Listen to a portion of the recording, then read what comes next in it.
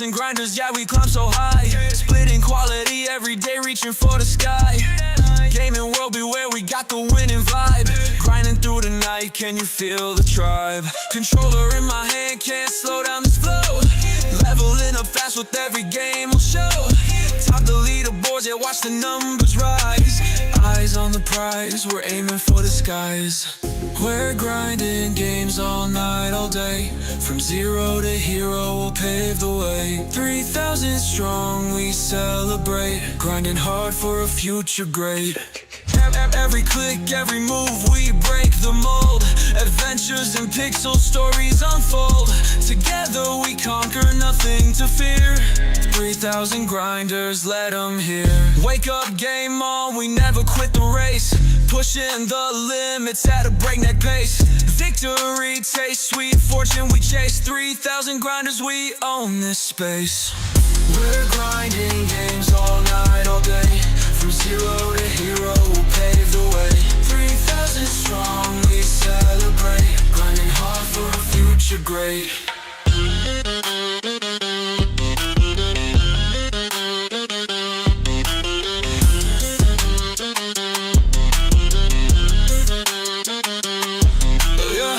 Wake up, game on, we never quit the race. Pushing the limits at a breakneck pace. Victory tastes sweet, fortune we chase. 3,000 grinders, we own this space. We're grinding games all night, all day. From zero to hero, we'll pave the way. 3,000 strong, we celebrate. Grinding hard for a future great.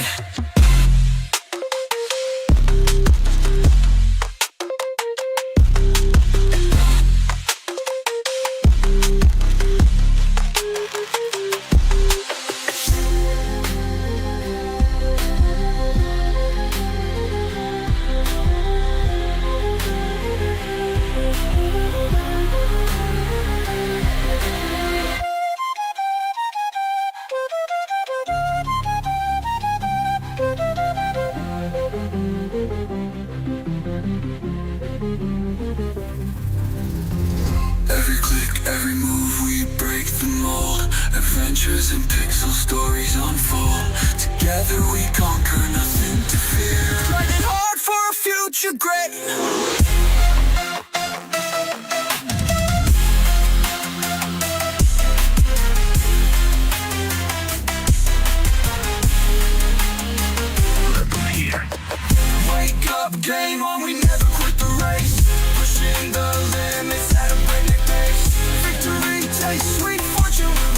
3,000 grinders, we own this space.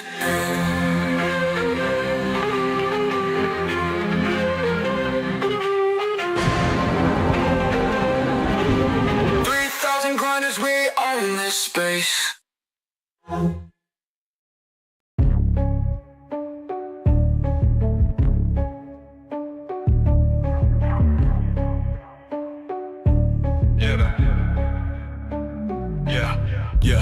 Sony swooped in, snatched up the crown. Xbox fans frown, games nowhere to be found. Dual sense trigger shooters with some feel. Chiefs off the field, Phil dropping the wheel. Game over, y'all. PS5 stole the show. Xbox fanatics, time to let go. Microsoft dreams crumbling to the side. PlayStation rise, the king won't hide. Controller buzzing, vibrations legit. Halo's users quit playing out of luck, no grit. Cross-platform tales, bridges we couldn't build. Leaving green hills, lost players unfulfilled. Gears turning, but for who to claim? Sony's prize igniting that flame. Market shifted, X marks the void. PlayStation ploys left Xbox annoyed. Game over, y'all. PS5 stole the show. Xbox fanatics, time to let go. Microsoft dreams crumbling to the side. PlayStation rise, the king won't hide. Game over.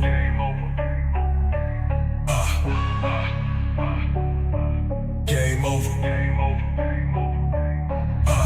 Game past promise, broken and bent. Bethesda misstep, paying the rent. Kratos grins wide, God's favorite blue. Master Chief's missing player one, where you?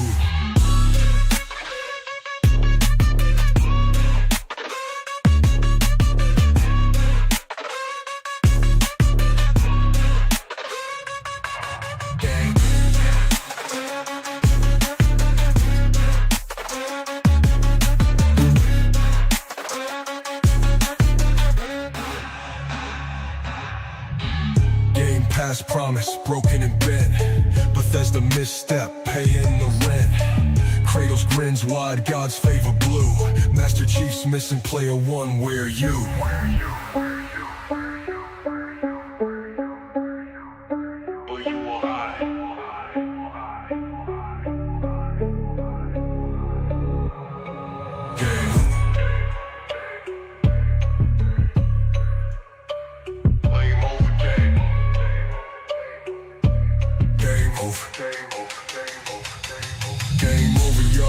PS5 stole the show. Xbox fanatics, time to let go. Microsoft dreams crumbling to the side. PlayStation rise, the king won't hide.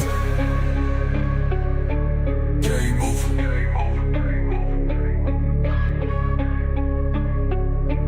Game over.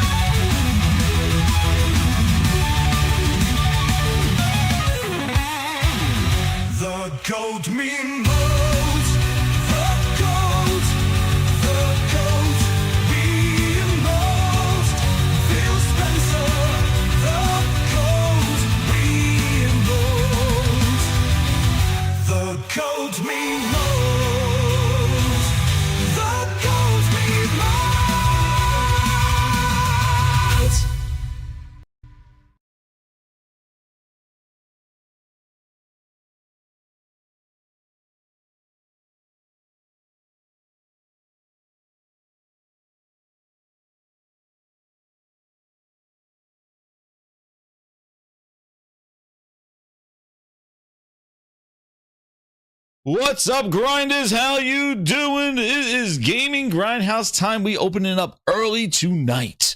Yes, it's a whole slate of news. If we get to it all, we will see if we get to it all. I got it all. We'll see. My goodness, my goodness. So we have a full slate of news, and we're going to break it down. So we got to start it early. And hopefully you like some of those Gaming Grindhouse songs. It was silent for... to get everybody hyped up. Yeah, that's what it was. But anyway, so we are ready. We got a whole thing there. Shout out to your boy coming in, Michael Meridian. What's up? Outside Gaming Night, NZ Gamer. How you doing, Data War? Josh Ayers, Fabrizzle, John Lerma. Outside, we had outside Chad Stud, Compost Rhine, Satya, the whole slate, Easy and Nick. with the links and the unknown. Come on in, hit that like button, grinders. Let them know that we are live and we got a whole slate of news. Glassdoor Gamer starts us off with a super chat with $2. He goes, Jez, Dusty Bin Legary is spying on X. Dude, I've seen it. Listen, I cannot keep up with the spinneroonies that are going on right now on the interwebs. It is insane. It is freaking insane. He got to stick back to making oatmeal cookies. It is insane. It is just, I'm telling you, it reminds me of if you're in the summertime and you pick up a rock and there's a whole bunch of ants under the rock and they don't know which way to go. They're like, oh, we've been exposed. We've been exposed. There goes the rock and those ants. That's what happened. Phil Spencer went on interviews. He lifted up the rock and he rattled the cuckoo nest. And everybody's just trying to figure out. Let me tell you something right now, and we're going to talk about it tonight. There is no plan. There you go. Shout out to NZ Gamer. He said, officially since Colin Moriarty, which made that video, which is incredible, great video about the third party and how they got there. I played a video from 6 years ago saying almost the same things as that. And if you've been listening to me for all these years, I've been saying every step of the way. This wasn't like sort of a reflection. Now let's go back and look. Dude, I've been there every step of the way, every pivot, every change, everything. And I said what I thought was going to happen, and it did. And some of it even crazy went off the rails. But yes, that basically was like, wow, yeah, that's pretty much right. And what's funny is that, shout out to going on to, his thing. I was on J-Dub's podcast last week and said the same exact thing, that moment, that this is how you share games, that E3 moment was what all Xbox fans wanted back. And that was the essence. I remember years where they had an E3 show and Sony didn't even do it. And they thought that was going to be the moment. It's like, yo, we could win E3 because Sony's not even here. It was 2018, 2019. They announced studios that they purchased. But they never got that moment back. And they held on tooth and nail, waiting for that slap back across the face. Because that one night, I remember, because I was on Xbox, I remember, it was like a gut punch. It was like, yo, all the media, everybody went full 180. It was like, yo, it was building up to sharing games and all this check-in. And it was crazy. And that E3 moment, they never got it back. And I said it so many times. That's right, Mr. Tennis. I've been on point I said it because I felt it. Then to say it as an outsider looking in, dude, I felt it. I was like, yo, we want that back. I always wanted that back. But then when I found out, when Phil just kept running his mouth and doing the wrong things, I'm like, we're never going to get that moment back. And that's the problem. Some people still believed it. And now, damn well, you're never going to get it back. It was wait till E3. Everybody's like, yo, E3 is going to happen. But yeah, that Colin Moriarty video is incredible. Go watch it. Flying too close to the sun. But we've been saying it the whole time. Even the chat. You guys have been here. I went back to the old chat. Some of you have been there from the OG days. So you know what we've been talking about. And Dusty Ben, I thought he was quitting his dream job so he could be honest now. He is now spinning numbers. 75 million sales is not good enough for him. Sony in trouble. That's some hopes that they're trying to do now. They're like, oh yeah, Sony's in trouble too. See? It's like, yo, okay. Listen, I'm telling you right now, if you're sitting here as an Xbox fan, a new subscriber in the chat, I'm telling you right now, this is not doom and gloom because they called me fearmonger. I'm telling you right now, we'll have some fun. We make fun of executives and corporations because I don't care about them. But I'm going to tell you right now, if you're sitting here thinking that they got a strategy and you're trying to figure out, like, why would you put your games on PlayStation, Nintendo? Like, what? There's got to be some sort of like Trojan horse or some sort of manipulous, like, long-term plan. Remember, they were playing chess, not checkers. Remember all that stuff? Oh, the Microsoft's not playing for the now; they're playing for the future. Remember all this? Well, let me tell you this: if you haven't seen it before, I'm telling you right now, put your ears closely to the speaker. There is no plan.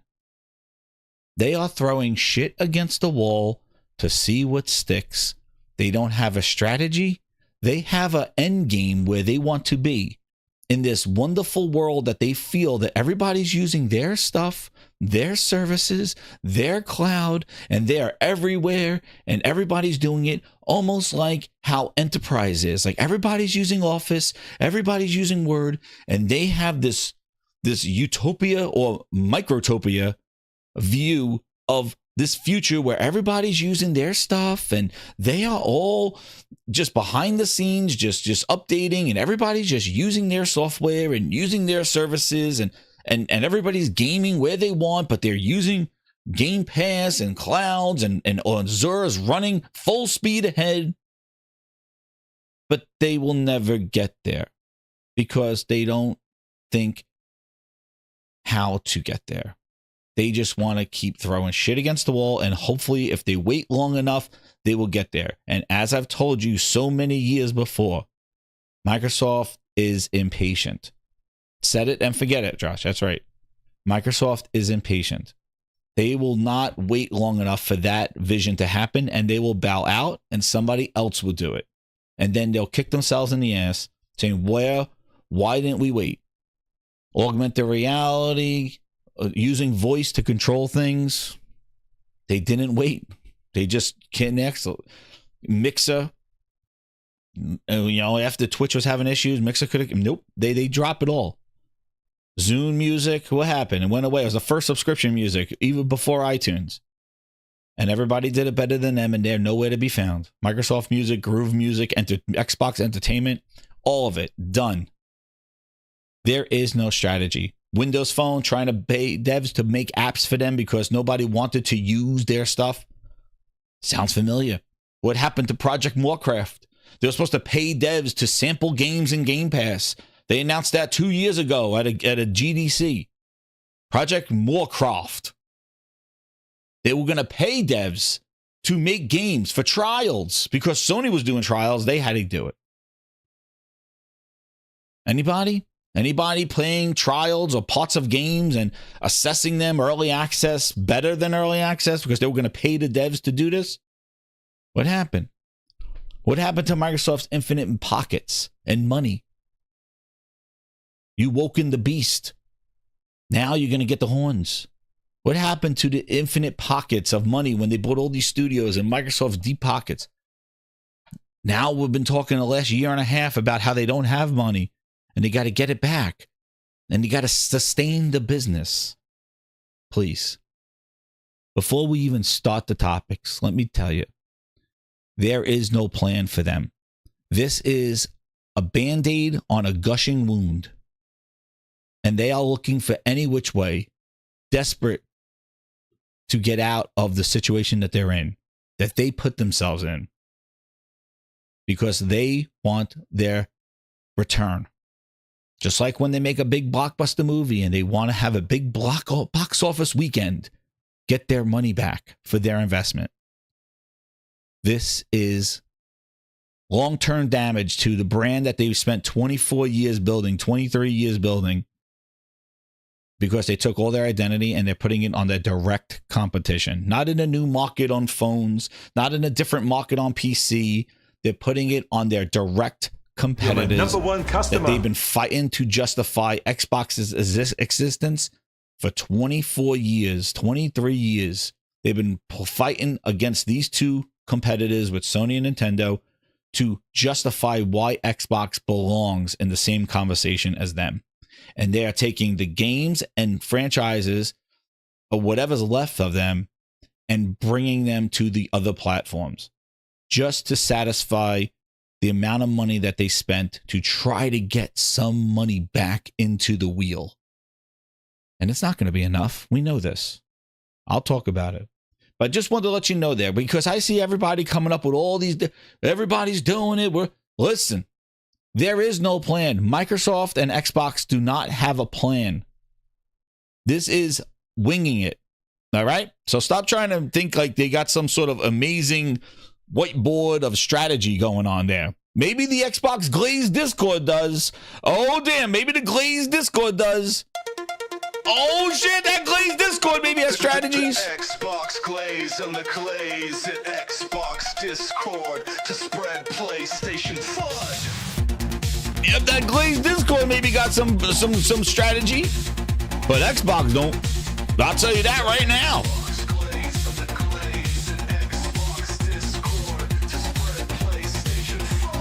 Maybe they're in that GLAZE Discord trying to figure it out, dude. There is no plan. Exactly, the unknown. The plan is that there is no plan. Maybe that's what they're trying to figure out.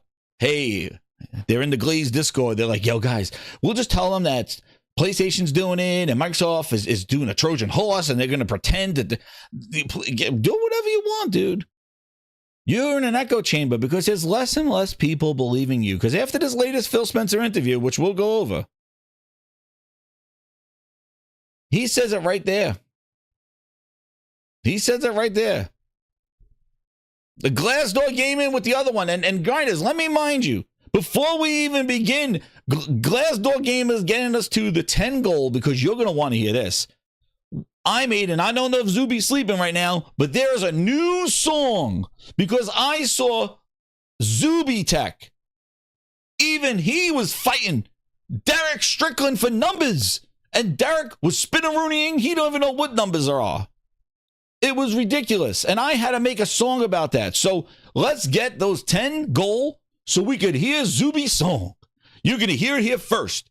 If Zuby, you're awake, I want you to hear the song because it is Zuby versus Derek, and you're going to hear that song. So that is the goal this evening, and Glassdoor got us one step closer to that goal, and he goes, here he goes with the 10 Canadian. He says, I am a project manager, a former dev, and you can do most of your tasks on the cloud with apps, yet people still want MacBooks.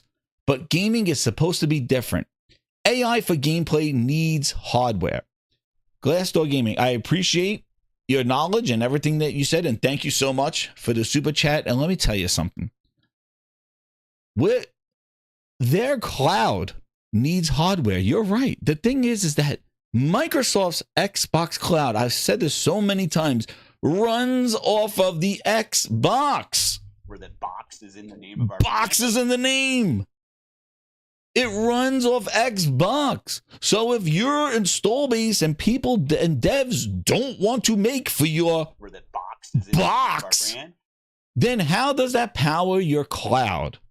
Unless you're just gutting all those boxes out of there and you plan on maybe using PCs or something. I have no clue, but I knew that the Series X is powering that cloud. So when Wukong skips goddamn Xbox, it's skipping their cloud and all their services. So thank you, Glassdoor. But yeah, you still need hardware. And what's crazy is that for Game Pass growth, they dismissed growing the console to gather Game Pass. Like, I've never seen some company so incompetent. It's like you had You're people my number one customer. upgrade to Game Pass. To Game Pass Ultimate from being an Xbox Live subscriber. You didn't think, hey, the more consoles we sell, the larger we could get people into Game Pass, because that was the premier place to play Game Pass was on the console. That's the reason why Game Pass on PC is trash and at $11.99, the cheapest you could find it. And that's the best deal in gaming right there. To sample all their games. Because you get Ultimate for almost $10 cheaper, maybe $9 cheaper than you get on console. There's a console tax, I guess. I don't know why, but there's some sort of console tax on PC Game Pass. They just add this premium to it. PC game. You don't need any cloud. You just get PC Game Pass. I don't want the cloud. I don't want any. I just want play your games on my PC and use your trash ass store. Listen. They need the hardware. And the fact that they abandoned their hardware and abandoned their core, they're left with nothing else. Go where you want. And there it is. You're my #1 customer. And that, I'm telling you, there is no strategy. I just wanted to get that out there before we go to rundown, because there is no strategy. And if their past has not told you this, because the people said, oh, them putting games on PC is going to fund more games on Xbox. And that was the, they're playing chess. They're not playing shit. They're still begging for money. Oh, them putting games on day one is going to make them, people are going to just go subscribe and not buy games. Yeah. They're going to come from PlayStation. We got the deal. They don't. Didn't happen. Nobody. I'm telling you, there's no strategy here. This is like, yo, we need to do something because Satya says he wants his money. Put our games on PlayStation, Nintendo. Because just a year ago, Phil says I'm going to put these games where Game Pass exists, and PlayStation and Nintendo don't want our games. Do you remember that? Bootleg Jazz did an article in 2023, at the end of 2023, because everybody was getting nervous about Phil Spencer saying put his games everywhere and all this other stuff. And everybody's like, oh, I just interviewed Phil Spencer, Bootleg said, and he's like, I interviewed him, and he said that, you know, them putting their games everywhere, only where Game Pass exists. Phil puts games only where, you know what? This is what happens. But there's so much stuff going on. We're on this thing. Where is it? Jez. He did this.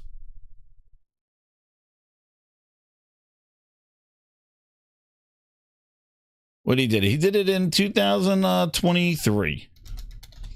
But remember, that was like to sort of save everybody. And then here, remember this? Yeah, it wasn't, man, my memory, man. I got a memory of a crazy man. This is craziness. Look. Right, I told you. I had to look this up right now. All this stuff. Where's my thing? Look. Remember this? This was sort of satisfying. This was 2023. This is before the Valentine's Day Massacre of 2024, where Phil said just 4 games. We have no plans to bring Xbox Game Pass to PlayStation and Nintendo. Phil Spencer said, console hardware, the future of Activision. And this was Bootleg Jez's interview with Phil Spencer, saying that Phil Spencer he's not putting Game Pass. See? Xbox Game Pass coming to other platforms, innovation, because people were worried that Game Pass was going to go to other platforms and that was going to bring their games there. This was the damage control before the Valentine's Day just 4 games. This is what he said.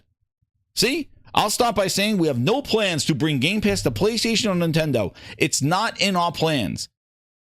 But I think you hit the right point. What it means to own an Xbox. The thing I want to focus on is how we continue to innovate for people who made a commitment to our hardware, and how we continue to make sure they feel great about their investment in what we've built.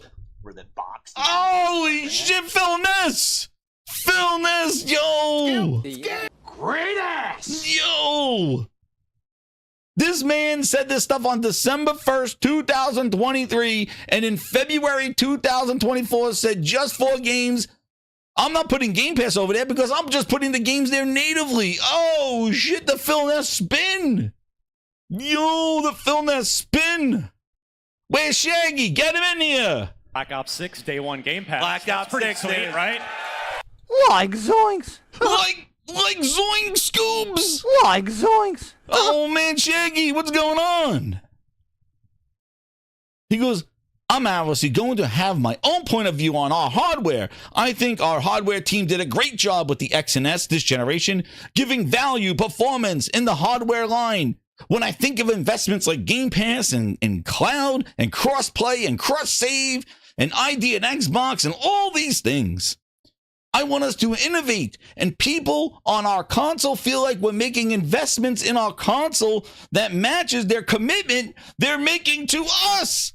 Xbox, no. Holy shit on me, grinders! This wasn't even in the cards for tonight. This wasn't even in the cards. This is just because of the wonderful super chats that you brought in here that made me go find this article, because I knew that son of a bitch lied out his Phil Ness ass. He said this 3 months before just 4 games on Valentine's Day Massacre. just for yo. Like zoinks! Ryan, I know, Ryan, I know. 25. It's coming. I know, Ryan. Isn't it crazy? Hey, Shaggy, grab a bucket and some Lysol. Scrub off my tires. There's fucking dog shit all over by the entrance. I'm supposed to be picking up scrap. You'll be picking up your teeth in another second. Like zoinks! Man, I know, Ryan. It's ridiculous. But this is the damage control because there was nervousness coming at the end of 2023 that Xbox was going to put their games on Nintendo and PlayStation. But Phil assured them, no, he did this whole soapbox about the console with Bootleg and Friends. And he was saying all this goodness. And he was like, I'm not putting Game Pass on Xbox, on PlayStation and Switch. And everybody's like, woo, Phil. That's right, Phil. That's right. Thank you, Phil. Thank you. And everybody was like, nothing to worry about. We're all good. Phil says that we love our console. Nothing to see here, he said. He's like, we're good. Nothing to see here. Please disperse. Nothing to see. He's like, we're good, everybody. See, Game Pass not going. And then meanwhile, the son of a bitch goes, puts in all the games on PlayStation natively. 2 months. He said the whole thing. 5 years. Game Pass is one of the things I know over the last 5 years. Game Pass, people still act like, oh, it just showed up last year. 5 years. As we continue to grow, it's on PC, it's on the cloud. It's important of the Xbox console identity. And think that it'll continue to be that, and we'll continue to look ways for us to innovate across our game portfolio and our platform. Oh my God. And just 2 months later, Valentine's Day Massacre, he just said, we're bringing games to PlayStation and Switch. Just 4 games. Summer, you'll see more of our games. Janky Jones shows up. This year, it's a business. It's all coming. 25. It's coming. Dude, ridiculousness. Ridiculousness. Fabrizzle with the 5. Shout out to Fabrizzle. How you doing, man? Thank you so much, Fabrizzle, dropping the 5 on there. 25. It's all coming. Not Your Mother says, let's hear that song. Oh, man, I think I know what song he wants. I'm playing the remastered version of it. Not Your Mother, I think this is the song you want. Grab your controller, it's time to compete. Candles in the Sky. Xbox, take your seat. We're always last in the race, and we will always be beat. Gonna spend more cash, make ourselves complete. Yeah. Gaming Grindhouse music. We need $80 billion. Gotta make a splash to be relevant. We'll go all out, no holding back. Led by Philness and Booty, we'll bring the games everywhere. No more sucking, it's time to show we can. Let's start by bringing Pentiment. Sea of Thieves, Hi-Fi, Russian grounded games over to PlayStation and Switch. And we will say that exclusives don't matter anymore. And then wait, there he is. Get Starfield ready for the pitch. Big Booty Bobby and Lulu walked out with the bag, and now we're left with all these IPs. What the hell are we supposed to do? Oh man, Big Booty Bobby walked out with the bag. There it is. That's the remaster. That is the remaster, Ryan. And the full songs are available and more to Gen Play PSN. Shout out to you, Ultimate Grinder in the house. You got all the music right there. Day one playlists, more coming your way. Even the new Subi song, if we play it tonight, you'll get to hear it here first. But if not, you'll get it on the Ultimate Grinder playlist, which has all the music, all the jams, sometimes with videos on them. But thank you, Gen Play. Welcome to be an ultimate grinder. And Ron M giving the 5 gifted grinders. Yes. Get them all, baby. Impatient Fire, Hero Down Under, Min Jean, Seattle Cheat. Got him. Got him, baby. Let's go. It's coming. Boom.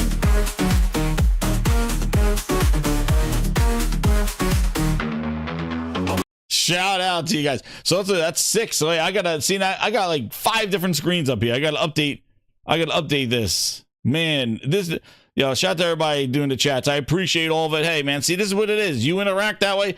I go find articles that's not even on the list, but you got me thinking. And man, look at that Phil Ness we just found.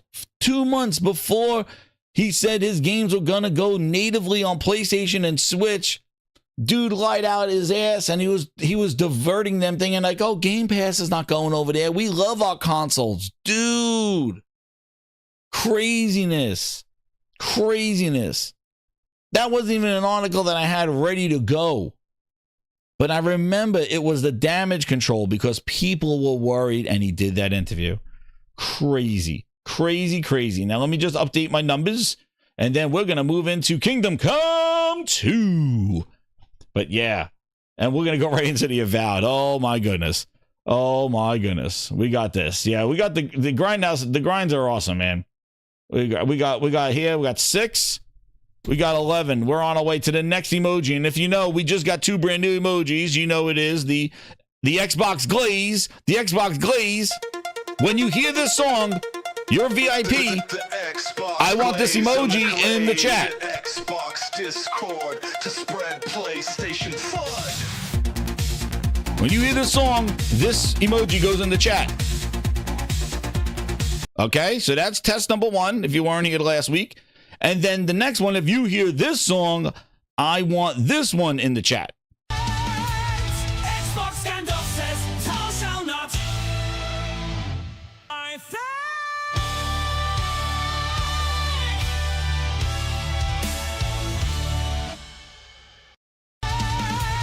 Xbox scandal says, thou shalt not. I think.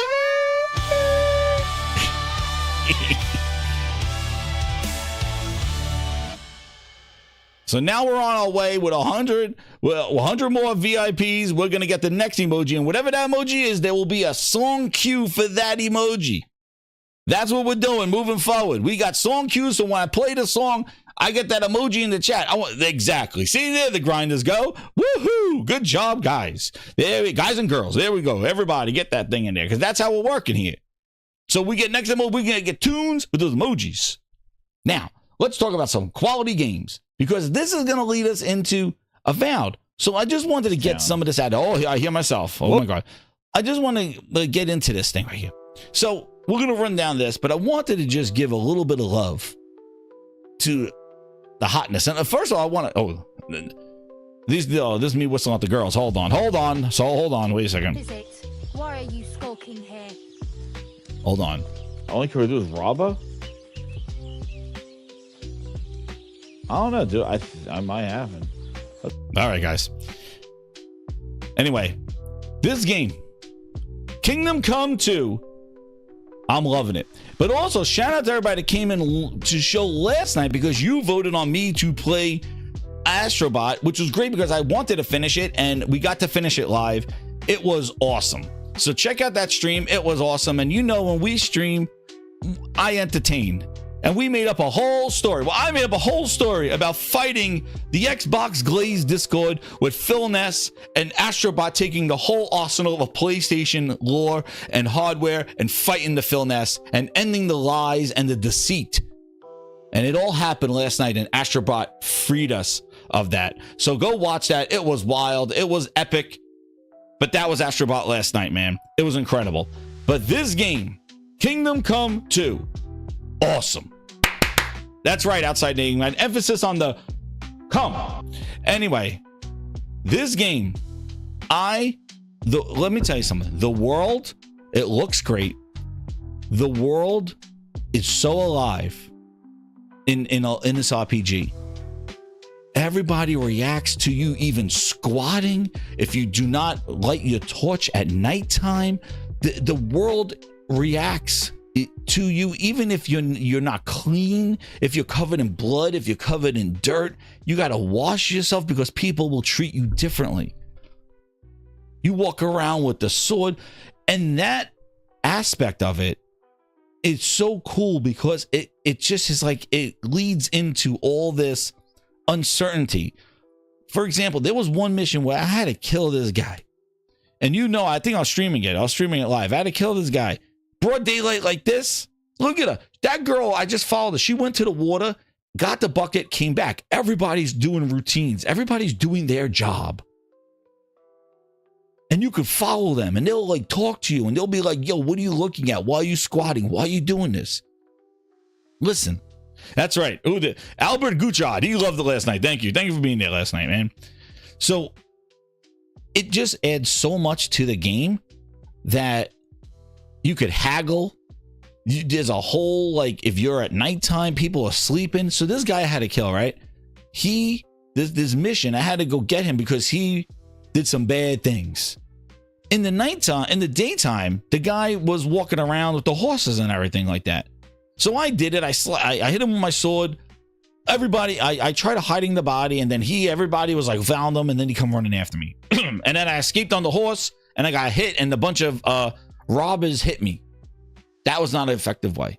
So then I was like, let me go at nighttime. Nighttime, in the bed, snuck in, knife, left. Awesome. The other one that I left on, I had to go free the horse. These bunch of bandits took the horse, right? So my character had to take the horse, had to get the horse. I was trying to go in there fighting. Instead, I waited to nighttime till they went to sleep. Went into the camp, only had one person to deal with, and then got the horse out of there at the night. Then I had to go to the person to give him the horse, but he was sleeping. And they're dreaming, they talking in their sleep. I had to wait to daytime. Game is friggin' awesome. See, you had to wash yourself and all that other stuff. And there's just so many cool things. But I'm loving Kingdom Come 2. Nah, if Al don't do it, you can see where I'm going here, Albert. You know where I'm going with this. But everybody has a routine. And it sold 2 million copies. But I am loving this game, and I'm going to stream more of it because it is one of these fun games to just see what happens. Like craziness that just happens. I do like whistling at everybody. What did I do to you? Who's this guy coming to town whistling? Ooh, look at this. The smokehouse. Smoke my meats. Pause. But dude, man, I just whistle. The whistle's for my dog, but you could whistle at anybody. And people are like, why are you whistling? Why are you looking at me? I whistle at everybody. Just go into town, start whistling at people. At nighttime, just whistle at people that are sleeping. This is fun. This is real role-playing. You could do anything you want. I told you, I got lashed in the city for punching a chicken. I punched a chicken. And I got lashed. Grinders. You go here, look at this one. Where's the other one? Was this the one here? This one. Is this the one I punched the chicken? Where's this one? Yes, this one. I went outside and I punched a chicken. And watch what happens. This is the dynamics of this world. Watch this. Wait a second. Where's this? Here's the chicken. Let's go get the oh. This was steal a chicken. Evidence gone. Good job, dog. This is our chickens. Look at this. Yo, I'm fatigued, man. Punching a chicken. Watch what happens. Chickens! Oh, I punched a chicken. Wait, steal. Oh shit, I killed her chickens. This is I'll steal her chicken. Oh no, the dog don't eat the chicken. Yo, the dog ate the chicken.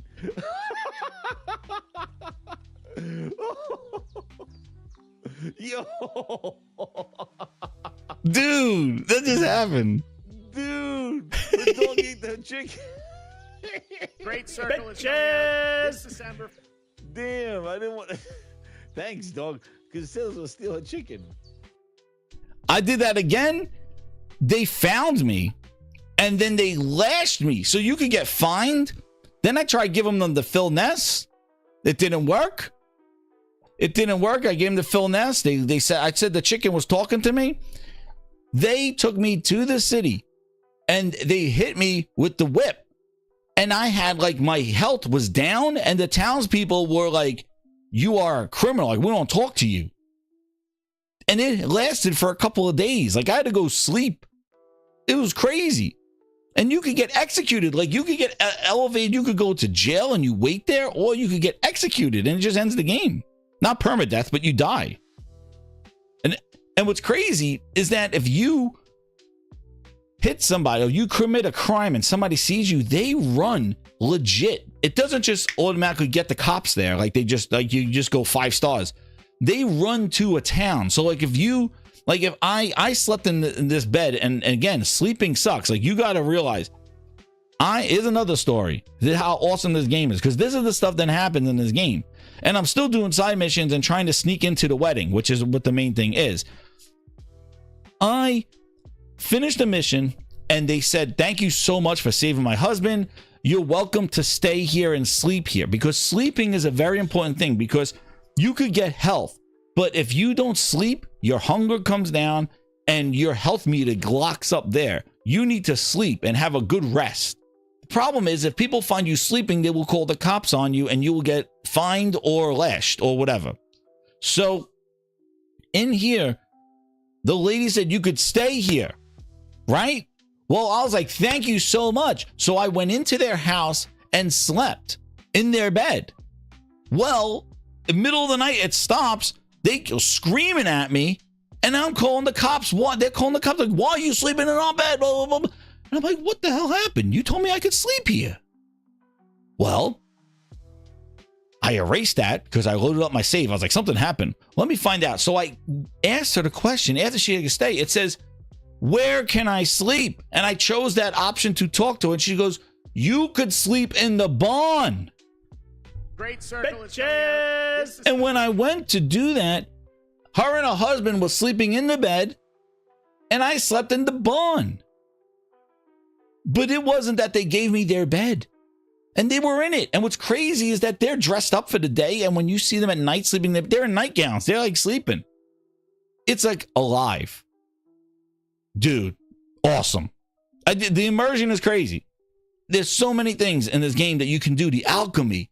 That you actually go and like, look, I'm crafting this stuff. I'll show you this part of the game where this whole building potions and stuff. Where is that? Yo, you have to heat the potion. You got to put it on the fire. There's recipes. It is friggin' awesome. You can use a base of oil, water, wine, but you got to read the instructions and you got to put it on the fire. This is how you make potions in the game.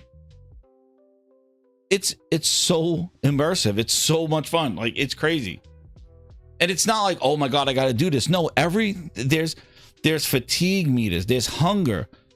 I ate food. Food expires while you're carrying it. If you get a chicken or you get like some things and you just start eating food, you'll get food poisoning. You'll be overeaten. You'll overeat and get sick. You get food poisoning. I died in the woods because I got food poisoning. All I needed was to rest, and I couldn't find anywhere to sleep. Get better, Mary. Thank you for coming by. But my God, the game is so cool. And the combat has skill to it. These are side missions that I was doing, and it went for like a half hour of just all this crazy stuff. I went to go look for her, and she was not there, and she was in the woods, and then they thought she was dead, and then realized that she got kidnapped, and then you had to go. The guy had his dog out there, and basically I didn't kill his dog, and then he asked me like, "Did you kill my dog?" and stuff. And then it's crazy. Like, there's so much stuff. This game is so cool. This is really like a really incredible RPG, and I really didn't play the first one so much. I didn't get hooked, but this game got me hooked. That all I want to do is play it, and I just want to see what the world has to offer. And it looks so good. And there's so many options, and everything you say and everything you do has impact. And it is so good. So I really recommend it if you're looking for that RPG to just get lost in, and the Oblivion that you're never going to probably get, or the Elder Scrolls, like one of those games, the Elder Scrolls, like you don't have to wait. This is your fantasy. But again, there's no magic and dragons in this thing. no beasts or monsters. Like, it's definitely grounded in reality from what I played, but it is really Knights of the Round Table. Like, it is fun. Grindhouse seal of approval, definitely. They took and it looks incredible. Runs great on the Pro, but I had to gush over this game, and you'll probably hear more gushing about this game because it is awesome. There's so many mechanics in it, and it's not. They have tons of tutorials. It's just so cool because it's realistic. It makes sense. It's not like, oh, we're gamifying life. It's basically, it does that. It makes sense. It's like, hey, if you go sleep, you get hungry. So you got to make sure that it's not like, and if you get hungry, you got to eat. Well, you could eat stuff, but the stuff is going to get raw in your pocket. Like, it says that it's raw. So sometimes you got to cook it. Sometimes you have carrots that go rotten. If you eat a bunch of rotten food, you get food poisoning. Now you're trying to fight and do the mission, but you got food poisoning.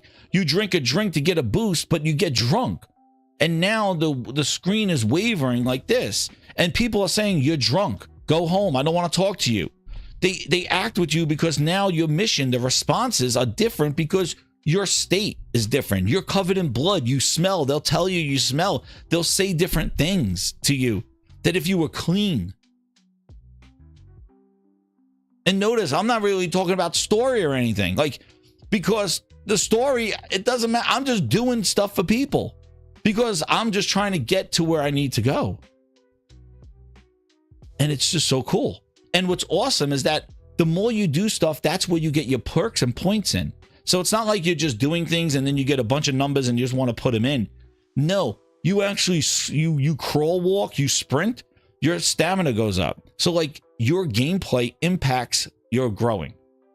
Pause. There you go. So I'm telling you, great game. Definitely recommend it if you want to get lost in an RPG. Now, speaking of the other RPG that came out with early access that everybody seems to be playing right now because everybody just couldn't wait for it. Xbox no Fildes. Well,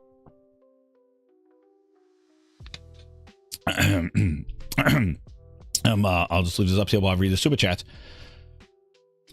4-Star General got the music pass, the ultimate grinder. Thank you, 4-Star General. Enjoy all the music that's in there. Spread the word. It is awesome. I think the music's great. I listen to it. I make it. I create it. I want to make sure that it's the best ones. 4-Star General, enjoy the ultimate grinders. Here he goes, upgraded to the ultimate grinder. Gets all the music that we play here on the Gaming Grindhouse and new releases day one. And then we got Game Night with the 5. What's up, Game Night? He goes, I'm having a blast with Kingdom Come, In Your Face 2, Deliverance as well. It was hard at first, but due to the mechanics, after that, I'm loving it. Yep. Yeah, man, it is not you can't just spam your sword. Like, it's stamina. It's like, it's strategy. I watched some videos on how to do better, like, combat and stuff like that. I recommend that too. But here, oh, what's this? Avowed. 9,000 people playing right now. It peaked all time in the preview, the early access, for 13,000. They will say, but wait, stop. Wait, I do my reverb. Fearmonger. It is early access. What do you mean? Oh, you're right. I'm sorry. You got me. It's early access, Avowed. This was the big RPG that got moved for room. They just happened to put it right next to Kingdom Come 2. The second coming. And then Monster Hunter, which is going to come in another week. We got it all coming. 25. It's coming. But it needed to be moved for the backlog in room. Well, it's only in preview. People could buy it tomorrow. Oh, okay. Well, let's see. It's in number 20 in wish lists. It's top 8 in sales. But you know what? Let's compare apples to apples, shouldn't we? Let's compare studios to studios. Microsoft to Microsoft. All right? I think we should do that. Don't you think? Hit that like button. I think we should compare like with like. Don't you think? I think we should. So let's look at a little other game that was in preview early access. Maybe a little game called Starfield. Let's see what they did. Oof. They're not doing too hot right now. My goodness. Starfield, you got 3,800 people playing the game. My goodness. That's after DLC that came out last year at the end of the season. But let's go look at Starfield's max. And when Starfield debuted, look at this. 245,000 people were playing before launch. And then when it launched, it went up to its peak at 333. So we're looking at Avowed right now. And Avowed is sitting at 12,000, which Starfield never hit that number until February of the following year. And if I think the numbers are going to show it, Avowed probably may hit maybe 29, maybe 30,000 tomorrow. I don't know. After the reviews that we're going to go see, I don't know. That means that Starfield hit those numbers in November after it came out in August. So there you go. Starfield debuted early access at 245. And Avowed debuted at early access at 12. 13 early access. 5 days. Valentine's Day Massacre. And there you go. Word of mouth. 9,000, 10, 13,000. Peak on Sunday. We'll see where it jumps there. I'm thinking maybe 25, 29 being nice. But there you go. But those are Janky Jones numbers. Because Indiana Jones, only 800 people playing Indiana Jones a month later. And we got Janky Jones right now sitting at peak 12,000. And there it goes. And then just to give you an example of Kingdom Come, baby. Kingdom Come. Kingdom Come 2. Let's see what they're doing. Zoink. Oh, where is he? Shaggy, get in here, Shaggy. Shaggy. Like zoinks. Like zoinks. All-time peak of 250,000. 100,000 people playing right now. Avowed was moved for room. Even if Avowed hits 30,000 tomorrow. There you go. Somebody wants to see Hellblade 2. Oh, man. Now you're talking real low numbers. You're talking about, it's just the devs' parents playing this game. This is the friends and family package right here. Hellblade 2 peaked out at 3,900 people on Steam. There are 31 people now. That's the friends and family. That's who's left, the friends and family. Oof. Talk about a dud, man. That game, Hellblade 2, man, that is horrible. It peaked out at 3,900 friends and family played this game. That's it. The devs' parents, the people they met on vacation played it. So anyway, why would Avowed be, and again, we got to see. I'm saying Avowed maybe we get up there. But let's see what some of the people have been saying. A die-hard Obsidian fan, Mr. Matty Plays. Let's hear what you got to say about this. How's this Avowed going? Because I'm going to try to sell it to the Grindhouse right now. Is not really as valuable to you as it once was. Now, to be fair, this gear grind does bring me back to that feeling of the old Bethesda Game Studios games where you'd complete quests and get unique items or loot in a dungeon that was unique as well. It scratches that itch that Starfield left behind, and they're all visually distinct, which I thought was really cool. But that said, the focus entirely on its scaling and combat doesn't feel in line with the values at Obsidian, and given how repetitive the combat became for me, as I'll depict later, it's not just the conflict of my taste, but also I think the quality of the game itself. The gameplay-focused experience and the lack of reactivity really coalesces in its world where it's almost completely static. You can see, even in the footage right now, NPCs in towns don't roam at all. I mean, just take a look for yourself. Every single town has people standing completely still, likely because they were originally planned to be hubs for your party online to be running around here, so everyone else would have to be static. This would carry into the actual open world biomes of Avowed, where again,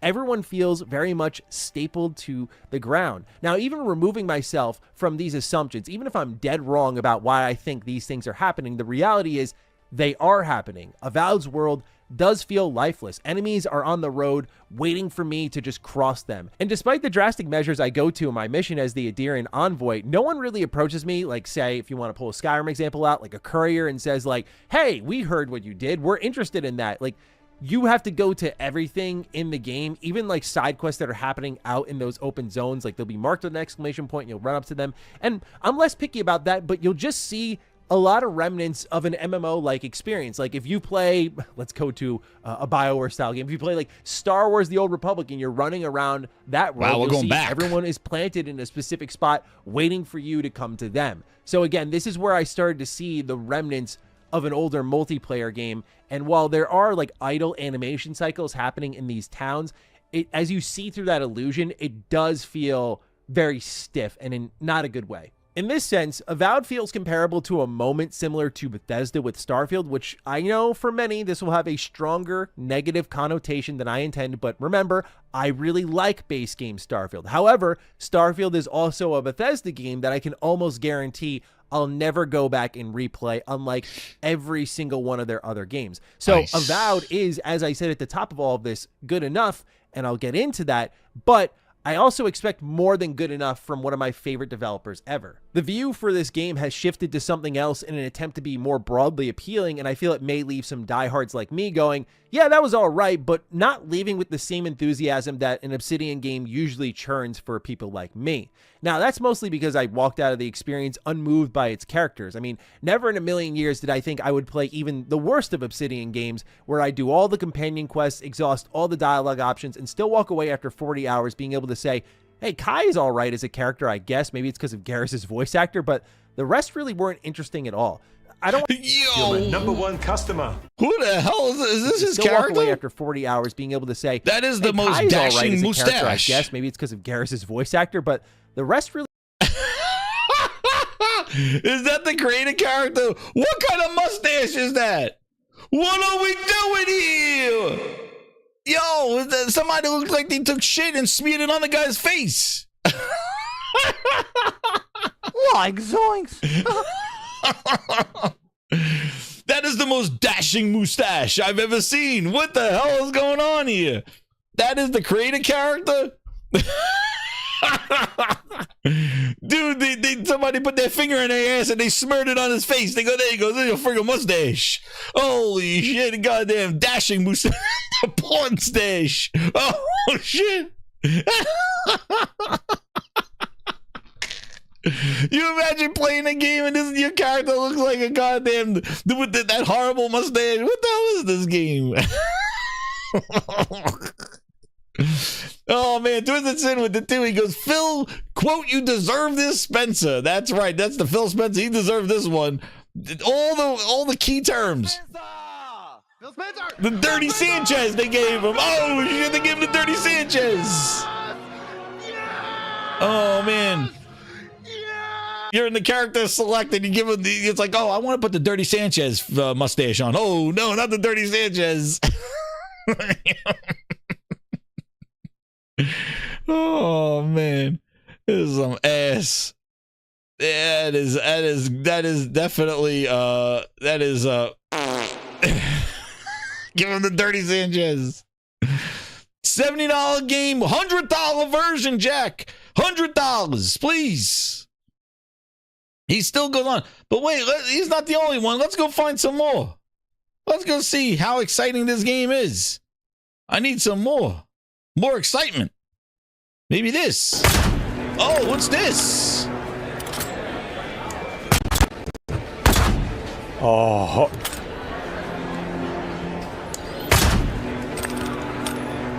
Oh no. Oh man. Why is that guy yo, that guy wait a second. Oh. Wait a second. Oh man, wait a second. What is this? What is this?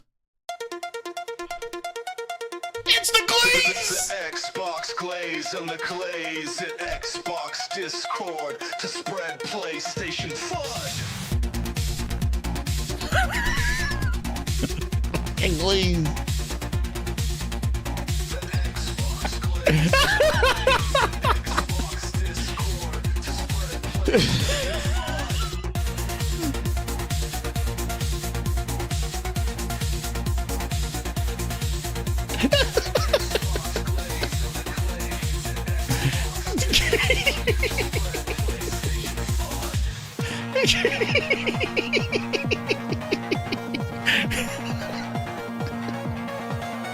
Xbox GLAZE and the GLAZE and Xbox Discord to spread PlayStation fun.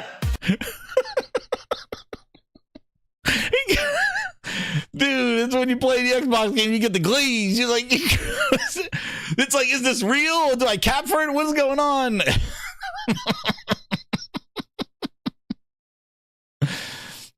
I don't know why he's shocked. I don't know. It comes with the territory. I would assume that you can't shoot anybody in this game.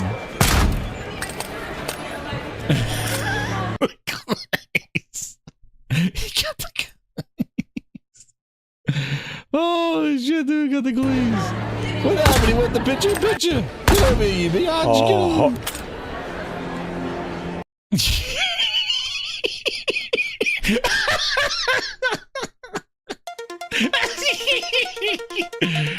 Yo! Xbox GLAZE and the GLAZE and Xbox Discord to spread PlayStation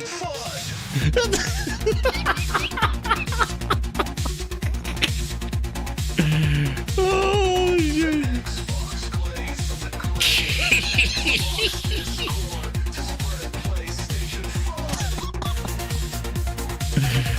Oh man, Like zoinks!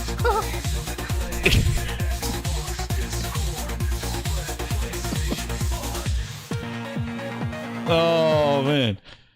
Oh man, the Xbox GLAZE. I don't know. He's just in shock. I don't know why he's in shock. He can't shoot anybody. I would have told him that from a mile away. I would have told him that from the previews. I'm like, yo, dude, I'm sure you can't shoot anybody. This is a Game Pass game. Oh, man. Well, obviously, this guy seemed to be shocked that you can't shoot the people that are dancing. Oh, man. Oh, no, the chest hurts there. I don't know why he's in shock. That's so funny. I don't know if I don't know, but I just thought that clip was just whack, man. This is wild. Oh man. You're my number 1 customer. But so we got some more. So and then here's some more. Dude, I can't stop playing the Glaze anymore. Ron M with the 5. He goes, given the way this year started, how many Microsoft devs will be laid off? Dude, I hope not. But Phil's trying to save them by putting games on PlayStation. That's what he's saying. He even got PC gamers goddamn in the Xbox GLAZE Discord. Avowed best enjoyed if you ignore the frame rate. A PC gamer is telling you to ignore the frame rate. Hold on. Okay. Holy Spirit, activate. Oh no. Holy Spirit, no. Oh, no. activate. Holy Spirit, activate. Activate. Activate. Holy crap. What is going on here? Why are they telling you to ignore the frame rate? Avowed's low frame rates but smooth feeling. Oh, guys, what? What? Why does this always, it's smooth frame rate, but it's low. Smooth, but low. You mean 30 frames? Like, what the hell are they talking about? Avowed's low frame rate, but smooth feeling. What? What? Oh, subscribe to them. Yeah, because that's a PC gamer. It makes me sound like a hypocrite. Dude, I shouldn't even click on his goddamn, his bait clicking stupid stuff. It's just insane. Running benchmarks. Look at this. The running bench. It feels smooth. Pretty decent. Not amazing though. And it's glitching. 1% low frame rate. It's spoiled all over the place. Listen, I don't know why this stuff happens. Like, if the game is not like, this is not expect jank, right? These are the things. Now it's sitting. I just don't get what the whole idea is of this game, of people doing this thing. Here's this one. Now, a Windows Central, there you go. I love the Avowed, but it further cements how much I dislike paid early access. Because the stuff wasn't patched in until day one, and they're charging people $100 to play early access games without, and they're doing this across the board, not just on Microsoft stuff. Let's see what these guys have to say. I've definitely spoken to some other reviewers who are on. So I don't know. Like I think this one is gonna struggle a little bit, to be honest with you. I've definitely spoken to some other reviewers who are on a similar page to us, which is like, it's not bad, but it's also not good. I think my advice to people with this one, I'm nearly completed, right? I nearly completed it. I think if you play through the first zone, you've seen enough at that point. Like you really have seen enough, because you've seen how the combat works. You've explored what I think is the best zone in the game. I think it's the most interesting and fun to get through. You've learned all the systems. You've met the best character in Kai, your companion. I think it's okay to step off at that point. I don't know that there's really much more reason to keep going. But if you do want something that you can just play while you're chilling out and listening to a podcast, yeah, you can do that with this game. But again, that was never what we wanted from Avowed, and I think for that reason it is disappointing. You can also play Eternal Strands instead. Not that I've played it. It might be great. I understand what you mean. Eternal Strands is actually really good. But that's a good point, and there are a lot of other games. And the whole time I was playing this, I was thinking to myself, man, I wish I was playing Kingdom Come right now. Jesus Christ. Yeah. So I don't know. Like I think this one is gonna... The whole time he's playing that game, he said, "I wish I was playing Kingdom Come." I like. This is Obsidian. I think they're one of Microsoft's better studios. They've actually put out a lot of games. They're almost like Insomniac, like that they could roll out these games. Like they put Pentiment out. Yeah, the smaller ones, Outer Worlds, but they're able, and they're grounded. Like they've been putting a lot of games out. But this is just like, why is it the Microsoft trash finger that it's just, again, I thought Microsoft was supposed to make all these studios better. I thought all these studios were supposed to be better because they got the infinite budgets from Microsoft, Big Daddy Microsoft. I thought they were saving Obsidian to make their games incredible. I thought that was the whole point of them buying these studios. Struggle a little bit, to be honest with you. But every single time we're sitting here and it's always these Microsoft games where it's like, it's okay. Like, I'm not saying Avowed is bad. I'm just saying it's always like, you could download it if you want. Like, it's always like this, like, and that's the problem that Microsoft has. They need that FOMO. They need to make games that are must play. Stop what you're doing. Everybody's playing this. Everybody's enjoying it. Get on board. But they have not made those games. They have not made those games. And if you ever want to talk about what the demise of Microsoft has been, it's not putting games on PC. It's not putting games in Game Pass. It's the fact that they don't have the games that people want to play. And they don't do good jobs. They don't do the games justice. Whether they do bad marketing, whether they do, the game is just not ready. They are charging $100 to play this game early and accept jank. Who told that lady to say that? Janky Jones came out in December, couldn't even crack the top 10. Everything Janky Jones was everywhere. And it didn't save it. They don't make the games that people want to play, and that FOMO. They don't do it. And they haven't done it. And every game comes out with an excuse. Not 30 frames of Starfield on console. Not 30 frames. Oh, we'll put co-op in later. Don't worry about it. You can't do that. And that's been the problem that they've had. It's quality games.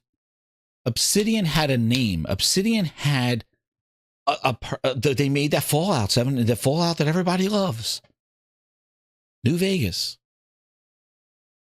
Everybody thought, oh, they're going to be cooking now. And Avowed comes out. The world is not alive. The world is dead. It was supposed to be a multiplayer game. Again, pivot again. People standing there waiting for missions. The combat is the melee combat looks off. It's just like I don't get what you're doing, and you're sitting there and it's like, yo, Kingdom Come 2 just announced 2 million, and this came out just a week or two before. Like, talk about bad timing. And it got moved for room. It got moved for backlog. I just don't get it, man. They just continue to just deliver these ho-hum games. Just a minute. I'm sick. This is the combat in Avowed. You're bleeding.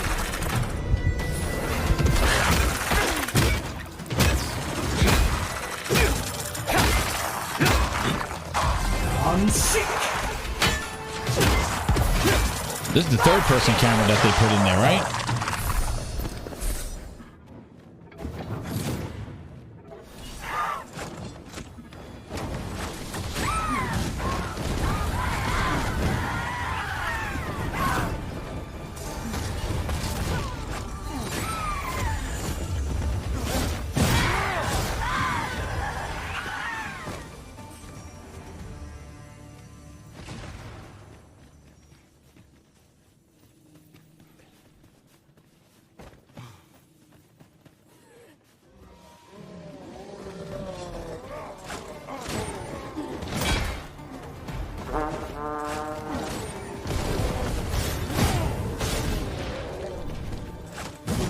Look at the movement.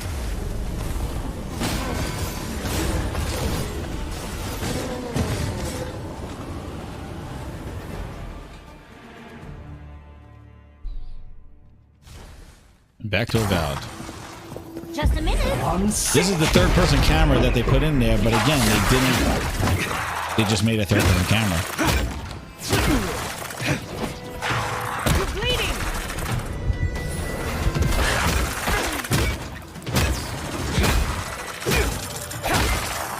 One of the things that what is this? They don't react, but instead they added like they don't react to the hits. Instead, they glow red. So like that's what is that? Is that like a budget way of going like, oh, hit detection? Is that what they're doing? Like a budget way of hit detection? It's like, oh yeah, we'll just make them glow red when they get hit, but the enemy's not going to react to where you're hitting them. They'll just stand there and just like glow red that you're hitting them.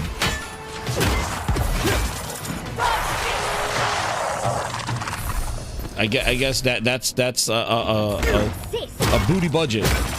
Like they'll just continue doing their animation, but they'll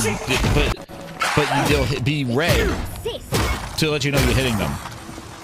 Just a minute. I'm sick. And again, maybe in a silo, maybe if it was the only game in town, maybe if it was the only game in town, it may be decent. But when you got other games, Kingdom Come 2, Monster Hunter Wilds, Dragon's Dogma, games from years ago, and it looks better and plays better,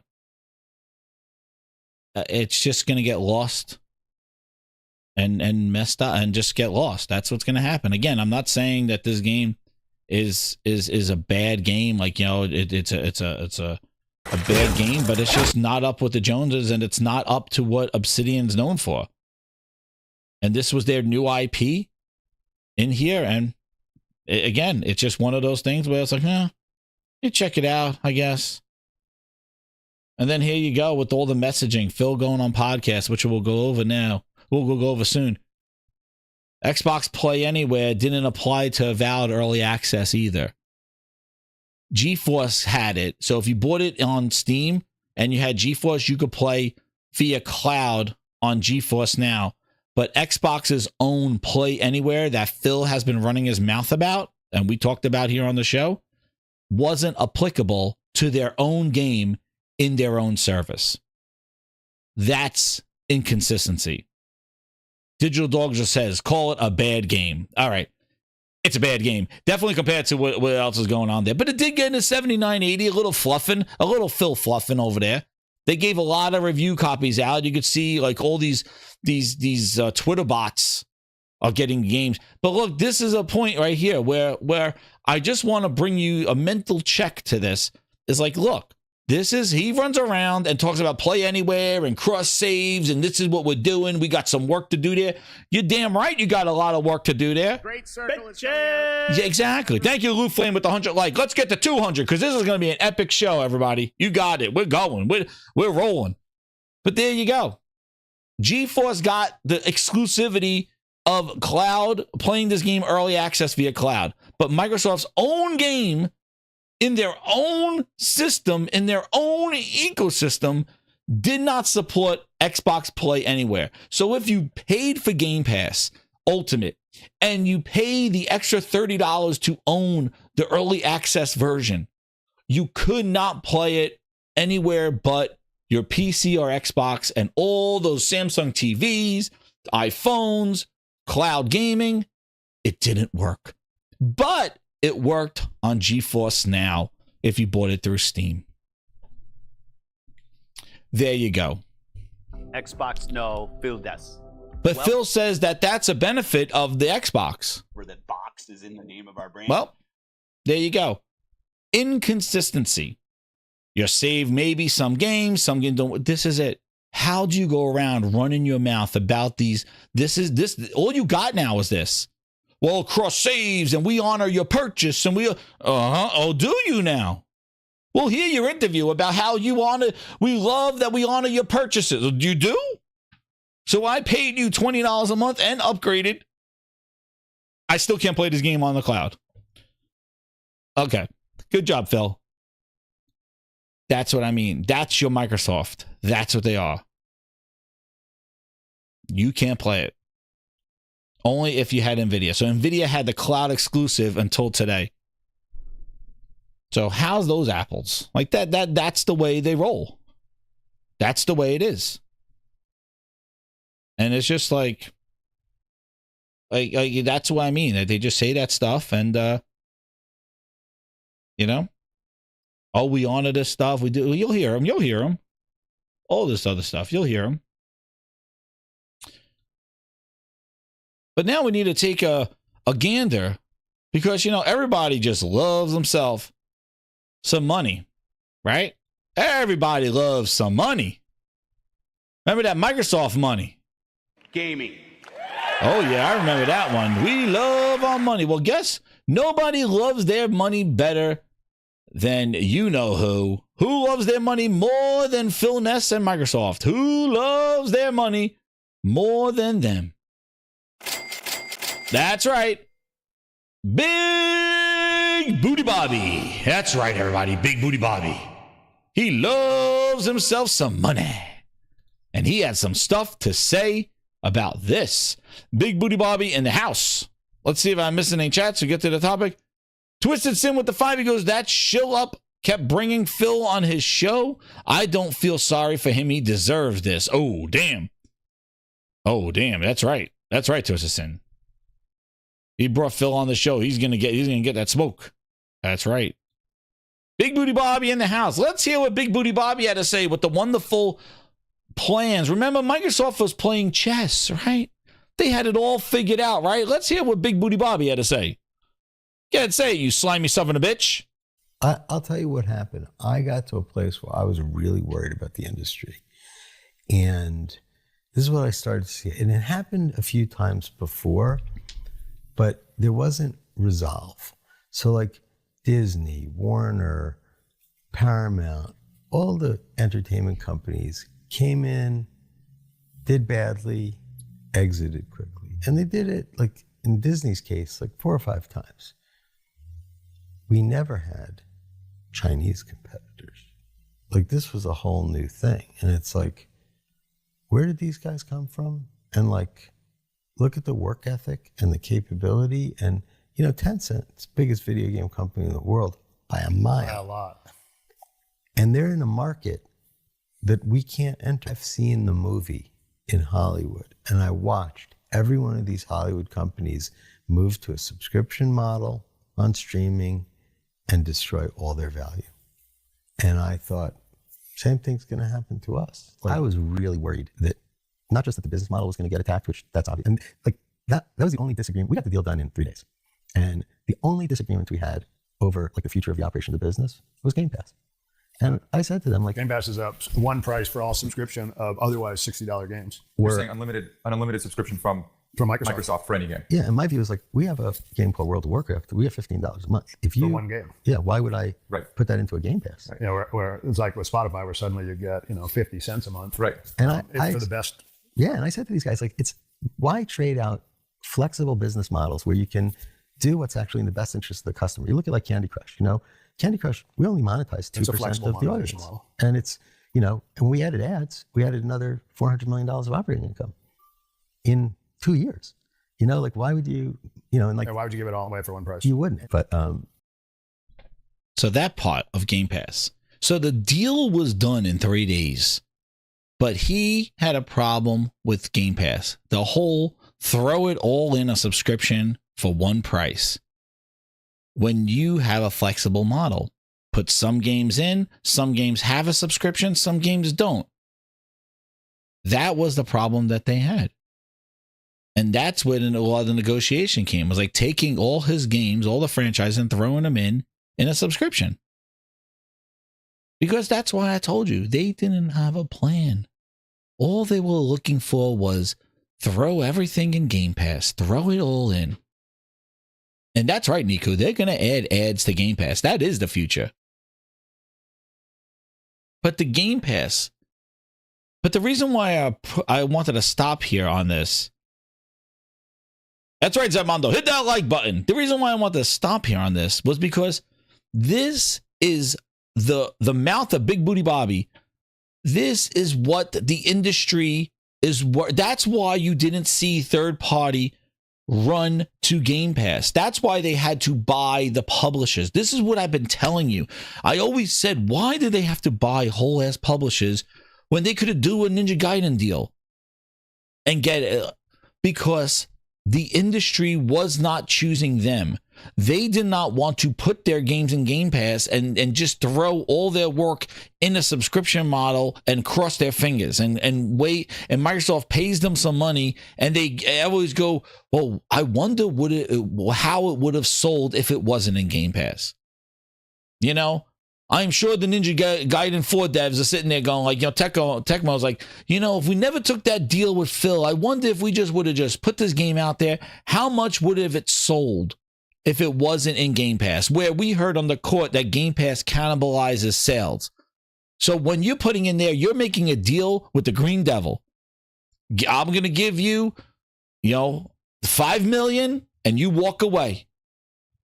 And I will now reap the benefit. If it grows my business, that's great. If it would have sold $1 million, it doesn't matter. You got your 5, you're done, I'm out. And indies kind of got pissed off at this stuff. It's like, maybe my game would have sold more if it wasn't in Game Pass. But I took the money, the guaranteed money. It's like, hey, do you want to take $4 million now, or do you want to roll the dice and see if your game sells and you make $7-10 million back? Oh, I don't know. All right, well, take off $5 million. Goodbye. Thank you very much. Your game's in my service now. I'll take it from here. The industry didn't want to do this. So you heard Big Booty Bobby, huge ass Activision publisher, didn't like the idea of why would you take everything we have and throw it in this subscribers when you can monetize each individual part of your portfolio and do what's in the best interest of the customer, which is crazy coming out of his dirty ass mouth. But basically what he's saying is that, hey, a game that fits a subscription model, make it a subscription. A game that's great for multiplayer, make it multiplayer. A game that's great for campaign, make it campaign. You don't take all 3 of those games and say, yep, it's all one subscription for every single type of game. The subscriptions within subscriptions, the campaigns, this and that. That's why third party wasn't choosing them. That's why Microsoft had to go buy publishers, because publishers didn't want to jump on board with Game Pass. That's why they had to go buy them. Like this, like I didn't believe in that, but like, you know, the beauty of your Microsoft is like you can take that bet. Yeah, that's what you're saying. You could take that bet, and they took it. Like I said, a bunch of bad bets. And Call of Duty. And where did he say here? Whoop, whoop, whoop. Trying to get the part where he...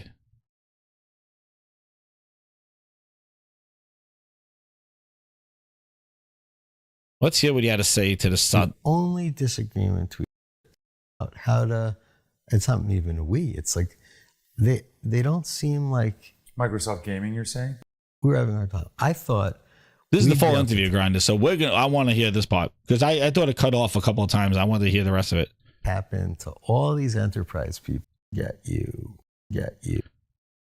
This is where he talked to Satya. It's what he's done with AI. He realized that. Now, final question.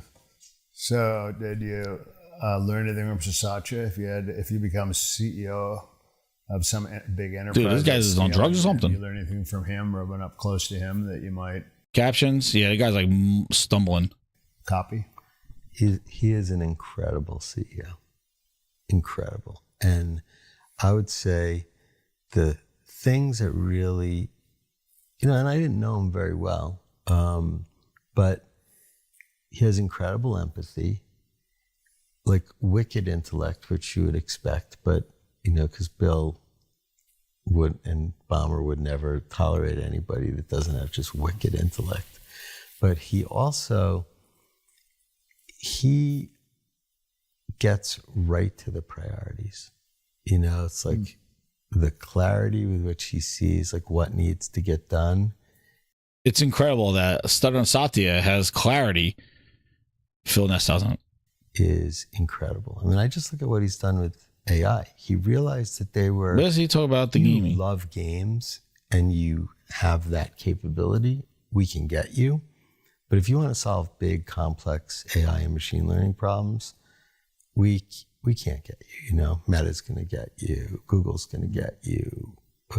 Now, like Perplexity and OpenAI are going to get you. But we were having a hard time. I thought we'd be able to tap into all these enterprise people. Right. And they had 200,000 amazingly talented people. And the only disagreement we had over, there's no corporate. And wait, what did he say here? And so go do it. But so like I was ready to hire him to come probably be my successor. And so that was an easy part of like doing this deal too. It was like I knew the guy, I liked the guy, and I thought he'd be a good steward, really good steward for the business for the future. And so far what I've heard is they haven't really changed too much. And you know that there's no corporate infrastructure anymore. So it's back to like all studios. And people seem... I don't know what he's talking about. Your enterprise value. I thought so too. Excited to see what you do next. No, we're not. And we could, and he has incredible empathy. You know, it's when you can actually have your best friend as your... What did he say? Final question. Final question. Hold on. I have to find out where he said that thing. Now, I'm not like going through all this thing. He's putting me asleep, Big Booty Bobby. Big Booty Bobby putting me asleep. But the Big Booty Bobby, but he said this. When he talked to Satya, where is he? That was the wrong, I had that one. But then he also, when he met Satya, talked about gaming. Like he was talking about good about him, but then he had something to say about the gaming. Where is he?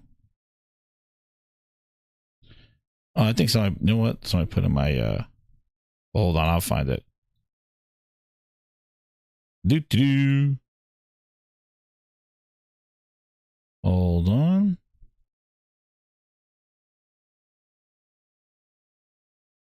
I'll find it here.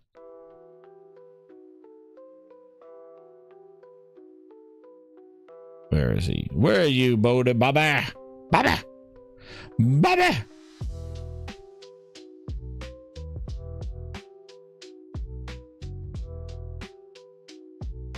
Bobby!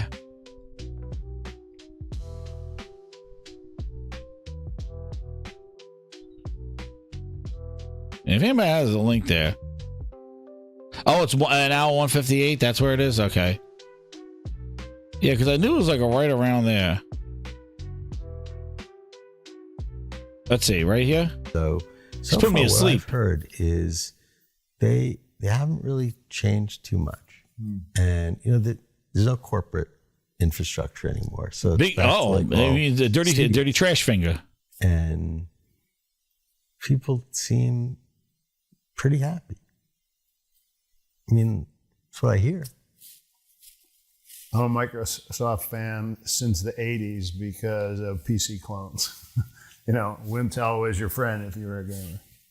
Yeah, well, I remember Satya's first day. There it is. I happened to be up there, and we had like a half an hour together, and he said, what can you tell me about gaming? And I was like, dude, you shouldn't be in gaming.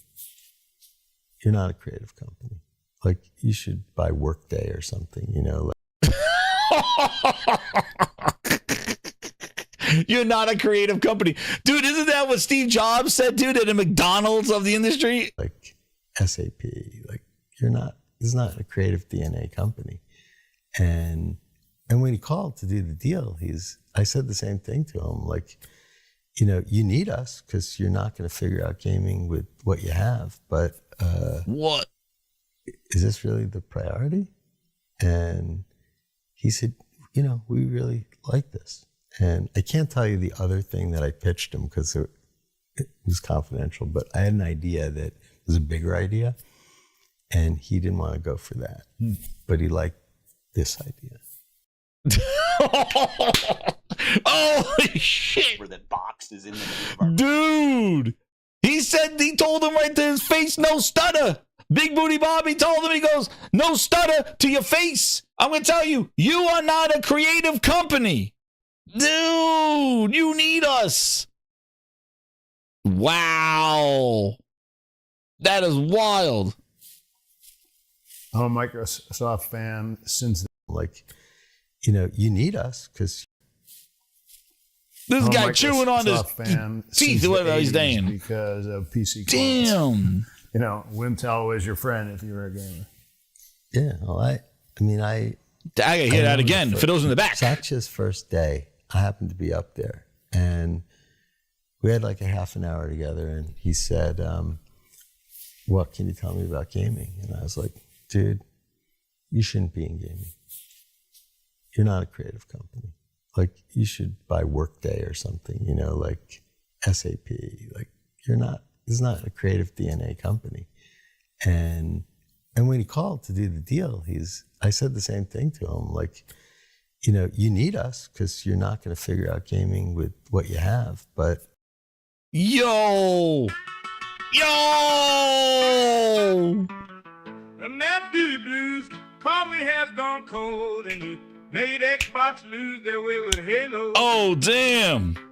Stinky tears and spreading gold. Trash finger strikes again. The Mad Booty Blues. Oh my God. See, when I saw the clip online, it just said, Satya, you shouldn't be in gaming, but I never heard the rest of it. And that's where they cut off, because he says that you are not a creative company. You don't have any creative DNA. Don't buy us. You need us. But he says you're not going to do what you have.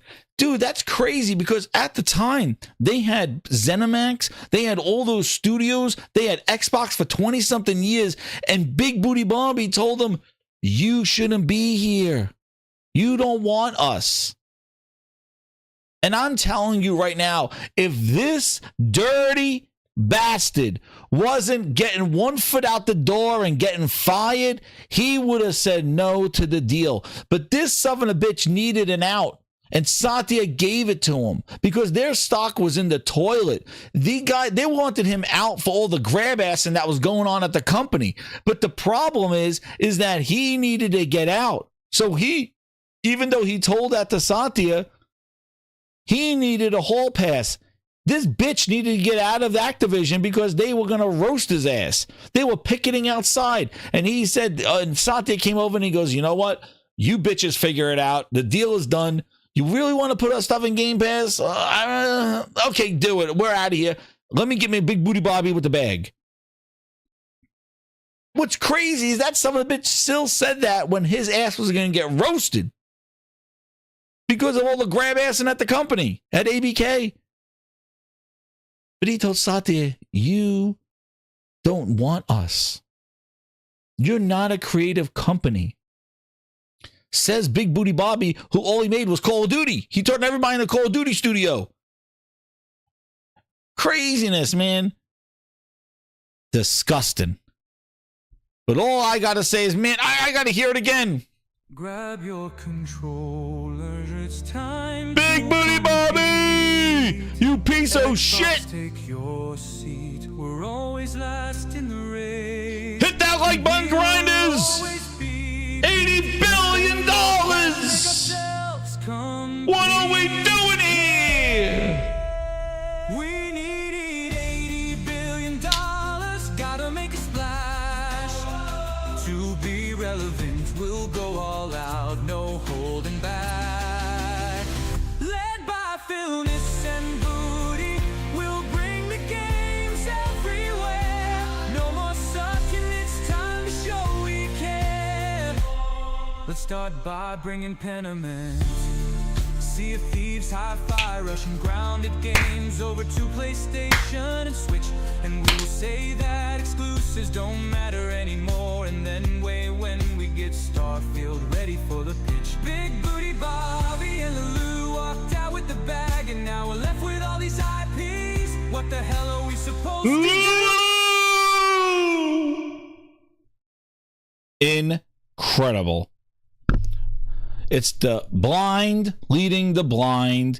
A bunch of stupid ass executives don't know what to do with our games. Like a blind man at an orgy, I was going to have to feel things out. Dude, disgraceful. But he told Satya, you're not. He told him what Steve Jobs said, that they're the McDonald's. You're not a creative company. And that's where I think they falter. They are not a creative company. Nintendo and Sony are creative. They're entertainment. They make stuff. They make games. They make movies, or they make stuff. Microsoft just buys stuff. Sign my ass with the 200 Seek. He goes, wait, I gotta play it. I gotta play it. Where is it? Oh shit, I lost it. I lost it. Where's my cue? There it is. Now I can read it. I would add that Activision isn't a very creative company either. Big Booty Bobby obviously isn't going to say that, but it shows how he can manipulate Microsoft into thinking that they were and could buy creativity. Exactly, sign my ass. That's exactly what he did. Like as I said, he turned all his Activision studios into goddamn Call of Duty studios. He wasn't creative at all. He took all the creativity of Activision of the past and said, yo, we're all doing Call of Duty. And then he bought Candy Crush with the acquisition of King. He didn't create Candy Crush. But you're right. What he was doing was he was upping the bill. He was making Satya going, yo, you need us, dude. Don't you just buy us for my low stock because my ass was caught grabbing ass at my studio and they want me to fire me from ABK? No, you need us. You need our creativity because you don't have any. Dude, he was upselling his trash ass goddamn company. That's what he was doing because he had one foot out the door. They were roasting his ass. Damn. GM, that is gaming grindhouse music. Ultimate Grinders get it all. VIPs get some of it. That is exclusive music to the brand, to the gaming grindhouse. There it is. It's bootleg Imagine Dragons. Oh shit, Weezer says it's bootleg Imagine Dragons. That is the $80 billion song.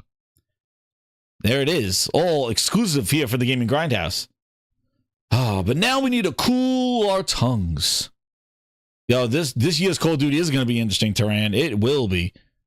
All right, let's cool our tongues with a little bit of a commercial break here. And let's look at this little quick video right here of something that I want to try out.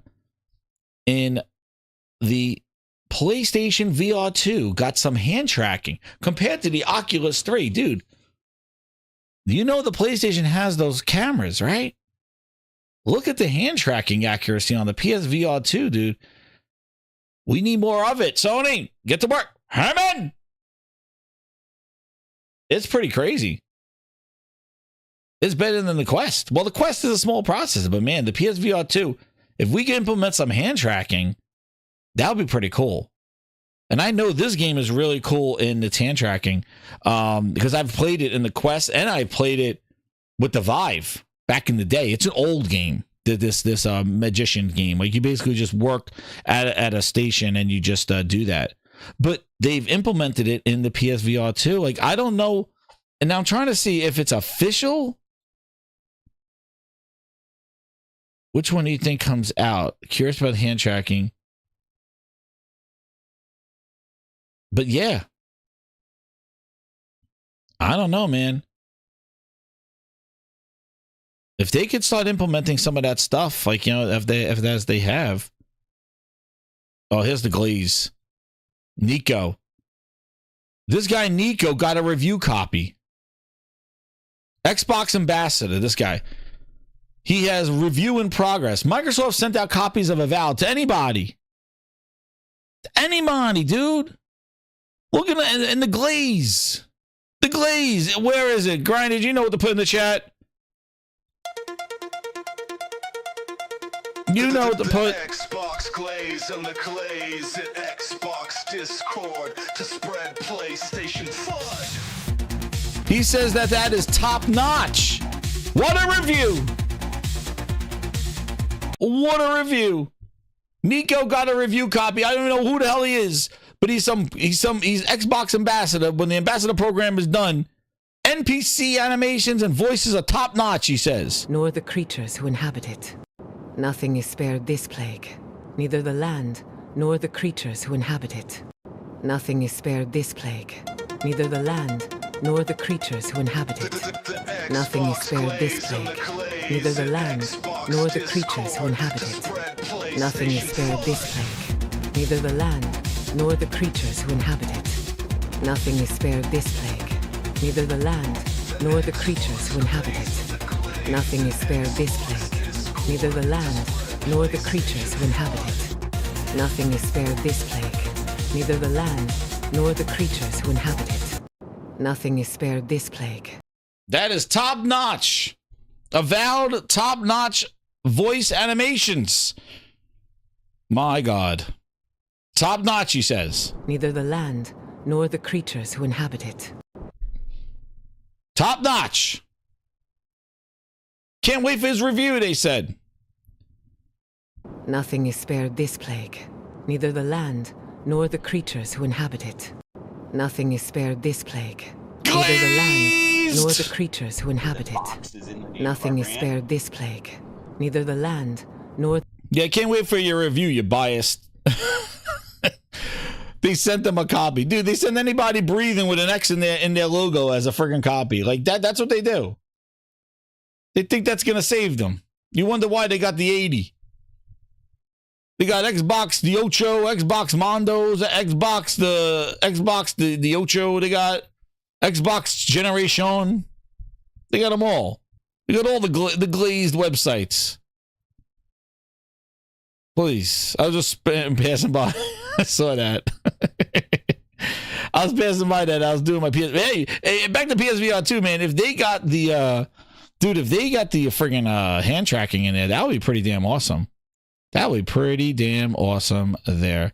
Oh, while we're on Avowed, let's see what he had to say. Few thoughts on Avowed, right? It is a game that has a few great parts, but I don't think it adds up to a great experience. So for me, I give this a 7.5 out of 10, right? Between a good and a great, where it lost me multiple hours in that realization of like, man, I don't like any of my companions, and this main quest isn't doing it for me. Thoughts on Avowed, right? It is a game.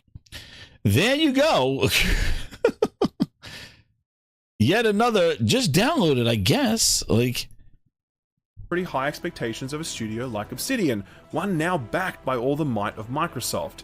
Like, if a Sony game was trying to do Sony game things, but also not doing a very good job of it, I'd be like, what gives, Sony? If the next Zelda game is mediocre, I'd be like, Jesus, what the fuck is happening at Nintendo HQ? I don't think it's entitled to expect great games from great studios who are owned by platform holders. Instead, we get these barren, lifeless cities populated by a handful of NPCs that can't move, and when they do move, it looks like they're bugging out. Avowed has some great world design and some fantastic combat, and that was a really pleasant surprise, but it came at the expense of the most integral parts of an experience like this. Its writing is weak, its main storyline is weak, its companions are weak, its RPG and itemization systems are generic and unbalanced. It's yet another one of these very surface-level RPGs from a major studio who have made better, deeper RPGs in the past. And I really don't love this recent trend of combining shallow writing with shallow RPG elements in the hope that you'll make your game accessible enough to people who might not otherwise be interested in it. Spoiler alert, that's not interesting to anyone, full stop. Avowed is a bit of fun here and there, but it's not in the least bit interesting. And that's a real shame for a studio that has made so many deeply interesting video games in the past. Man, I got 2 words for you. One word.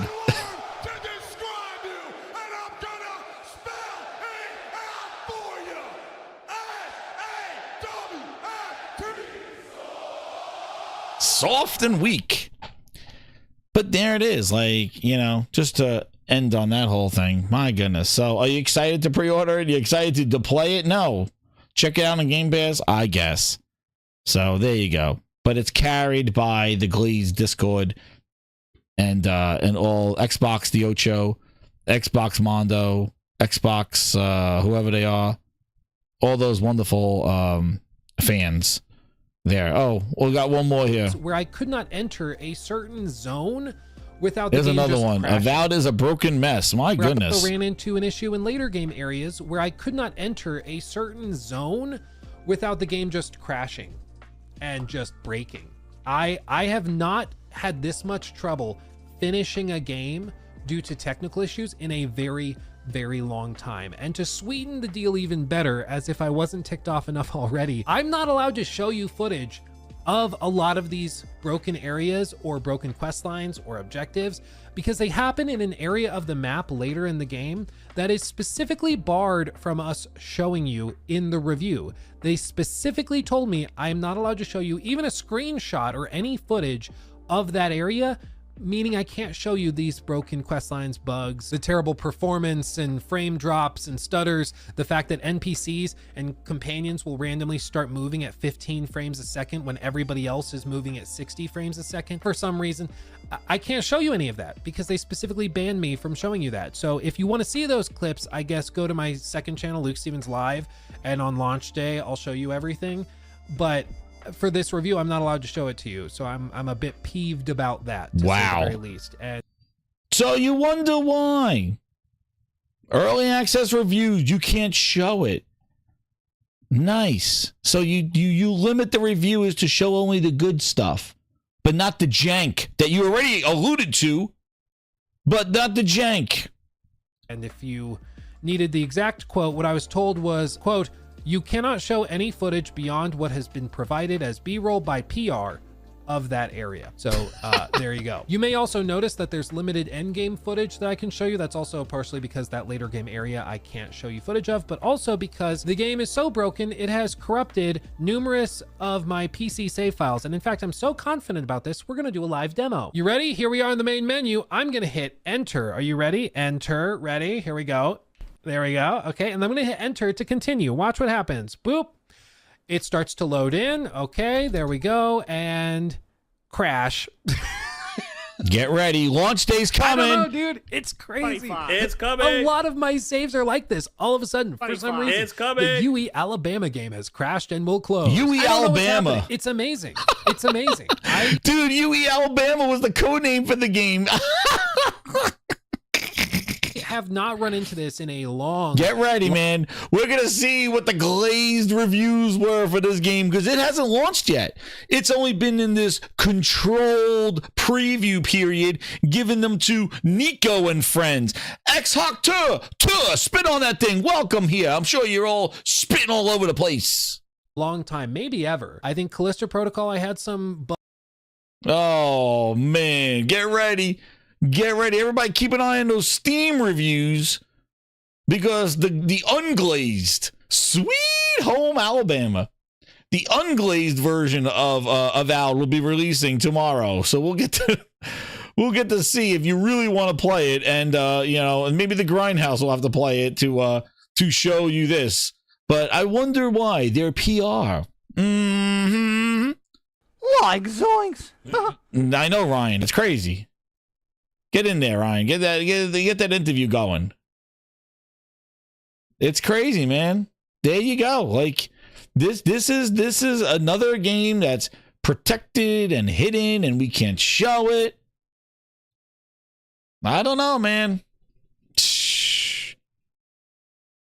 There you go. There's more glazed. It's Dusty Bin. There he goes. More glazedness. My only worry is that these quests don't pay off. It feels like some of them just end abruptly with a little payoff.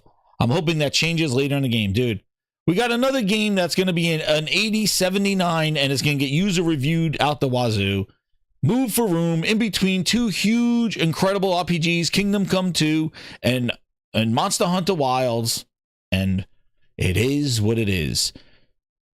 And just to pile on some of just the bad news, but Dusty Bin is going wild here.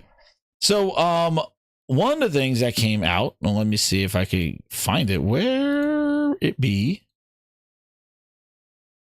Where is it? Hold on. Did I lose it? Oh, is this the article? No, that's a different article. So to pile on, so there's the Avowed stuff and also the PSVR2. So hopefully they do some stuff with that. But the Avowed stuff, I saw some of the other reviews I wanted to show you that people are saying. But again, it's very interesting that you cannot show certain things. So there you go. So why not? Right? Who's this? Windows Central talking about cross saves and wonderfulness. Oh, and just to jump back to Big Booty Bobby's comments, I thought this was pretty applicable to this. Once again, Marty O'Donnell, the guy who made the Halo music, they're back into Microsoft's not a creative company. Listen to what he had to say about his incredible Halo. Listen to this. This is the guy, Marty O'Donnell. O'Donnell. I had to get my piano in there for Halo 3. Which, by the way, was funny. The first time the marketing department at Microsoft heard gung, gung, gung, gung, gung, gung on the piano, they started laughing. And they're like, well, you're not going to do that, are you? Oh, my gosh. I'm not kidding. I was going to ask how you got to that place where you sat down and you were like... Not a creative company. The iconic piano intro to Halo. Donald. I had to get my piano in there for Halo 3, which, by the way, was funny. The first time the marketing department at Microsoft heard gung, gung, gung, gung, gung, gung on the piano, they started laughing. And they're like, well, you're not going to do that, are you? Oh, my God. Not a creative company. Full Sweat Tryhard says the PSVR2 mod you recommended, Jed, was game changing. Yes, exactly. That globular attachment for the mod, dude, that definitely is incredible. It stops it from sliding. It gives you that sweet spot. Thank you. I appreciate it. I'm glad you enjoyed that. Because yeah, that mod for that PSVR2 is definitely there. But there you go. Like this is, I don't mean to just go back and forth, but like that was Bobby saying they're not a creative company. You got Avowed, Microsoft's hand on it going, Obsidian, you used to make great games. Why are you making bad ones on the Microsoft now? Like, why is this like a less than? And there you go. They told him.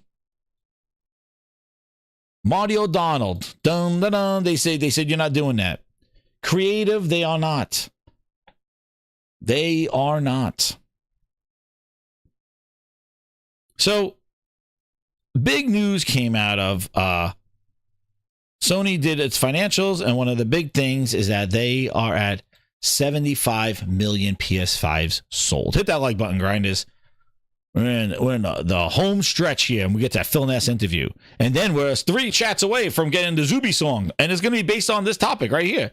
So, Zuby, when you wake up, get ready for the song. We'll almost get there. 75 million sold. Listen, I thought the consoles weren't doing too hot. I thought everybody was leaving consoles. Listen, this is the spin. Dusty Bin. He came out of the bakery, and he's trying to spin this and going, well, they are a million short. And they sold 9.5 million consoles in the holiday season. Holiday.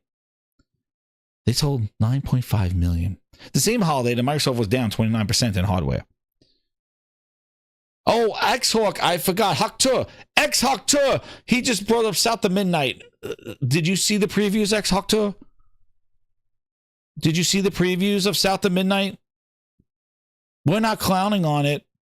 The previews are bad for it. I didn't even cover that yet. South of Midnight, they say the combat and platforming are not good. So, go take it up with the people that had hands-on and got flown out there and wined and dined and played it and came back and said the combat is repetitive, it's a smaller game, and it's not that good. Did you see that? I gotta tell you something. Hawk2! That's right, Hawk2. Glaze that thing. Keep that glaze going, Xbox. Hawk2! Spit on that thing! That's right, Xbox Hawk2. Oh, really? Nobody saw that? Man, this is definitely a smorgasbord of Xbox of gaming news. You didn't see that news? Nobody saw that? Did you miss all the South of Midnight coverage, the previews? Uh-oh. Did everybody miss this news? This is what happens at the Gaming Grindhouse. This is what happens. Wait, hold on. I got to find it now. Hey, now you got me. No, you didn't see the previews? Really? All right, well, we got to add it in here then. South of Midnight previews, not good. You didn't see that?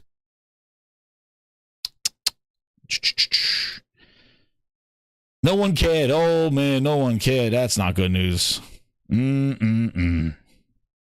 Where are we? Let's see. I got to go find this now here. Just mind me for a few seconds. We'll listen to a classic while I look for some stuff.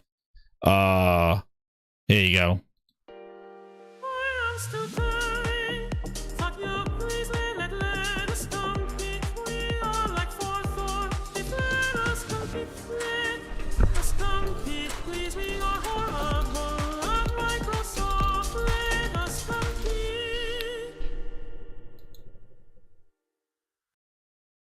Yeah, here you go. No, it didn't. Oh, man. Why am I wasting my time with X-Hawk2? X-Hawk2.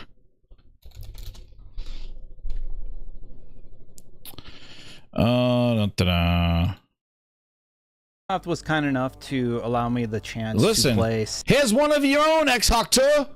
Here's one of your own. Dusty Bin, how did you miss this one? South of Midnight, a little bit early, and unfortunately, I gotta be honest with you. I do not think that this game is going to come together quite well. The main criticism that I have is that combat just doesn't feel good. You have pretty basic light attacks, you can push and pull things, you can freeze things in time, but I don't feel like the enemy combatants do a good job of telegraphing when you're supposed to be countering or dodging away from them. By the end of combat, I kind of get it, but it all just feels really, really clunky. Platforming is a little bit better. I'll get into that in just a second, but on the combat front, if this is the basis of the combat, I don't see it drastically improving later in the game, and I'm left just wondering why it's like this. And while I only got to play a small portion of the game, a lot of the game left me feeling that way. What is it about the stop motion storytelling that is enhancing the overall experience of the game? Why are we told a story about Benji and Rhubarb? What does that really have to do with the overarching theme of the game? The story itself is very touching. I don't think it's an actual story. If you Google it, nothing comes up. So it just comes off sort of like a retelling of Cain and Abel from the Bible, one brother betraying another, and it's used as some sort of device to keep you going. But because you're starting in chapter 3, I'm just really confused about what I'm supposed to be latching onto here. Watching the behind the scenes documentary, they're talking about lore and lesser known stories from the South that you might be able to latch onto. But I come away PC just wondering, spit on that what thing. exactly was I supposed to latch onto in this demo? I don't get it. Maybe it's not for me. That's fine. I hope people like it more than I did, but there's some issues here. Platforming mostly feels... Woof. Man, oh man. Xbox.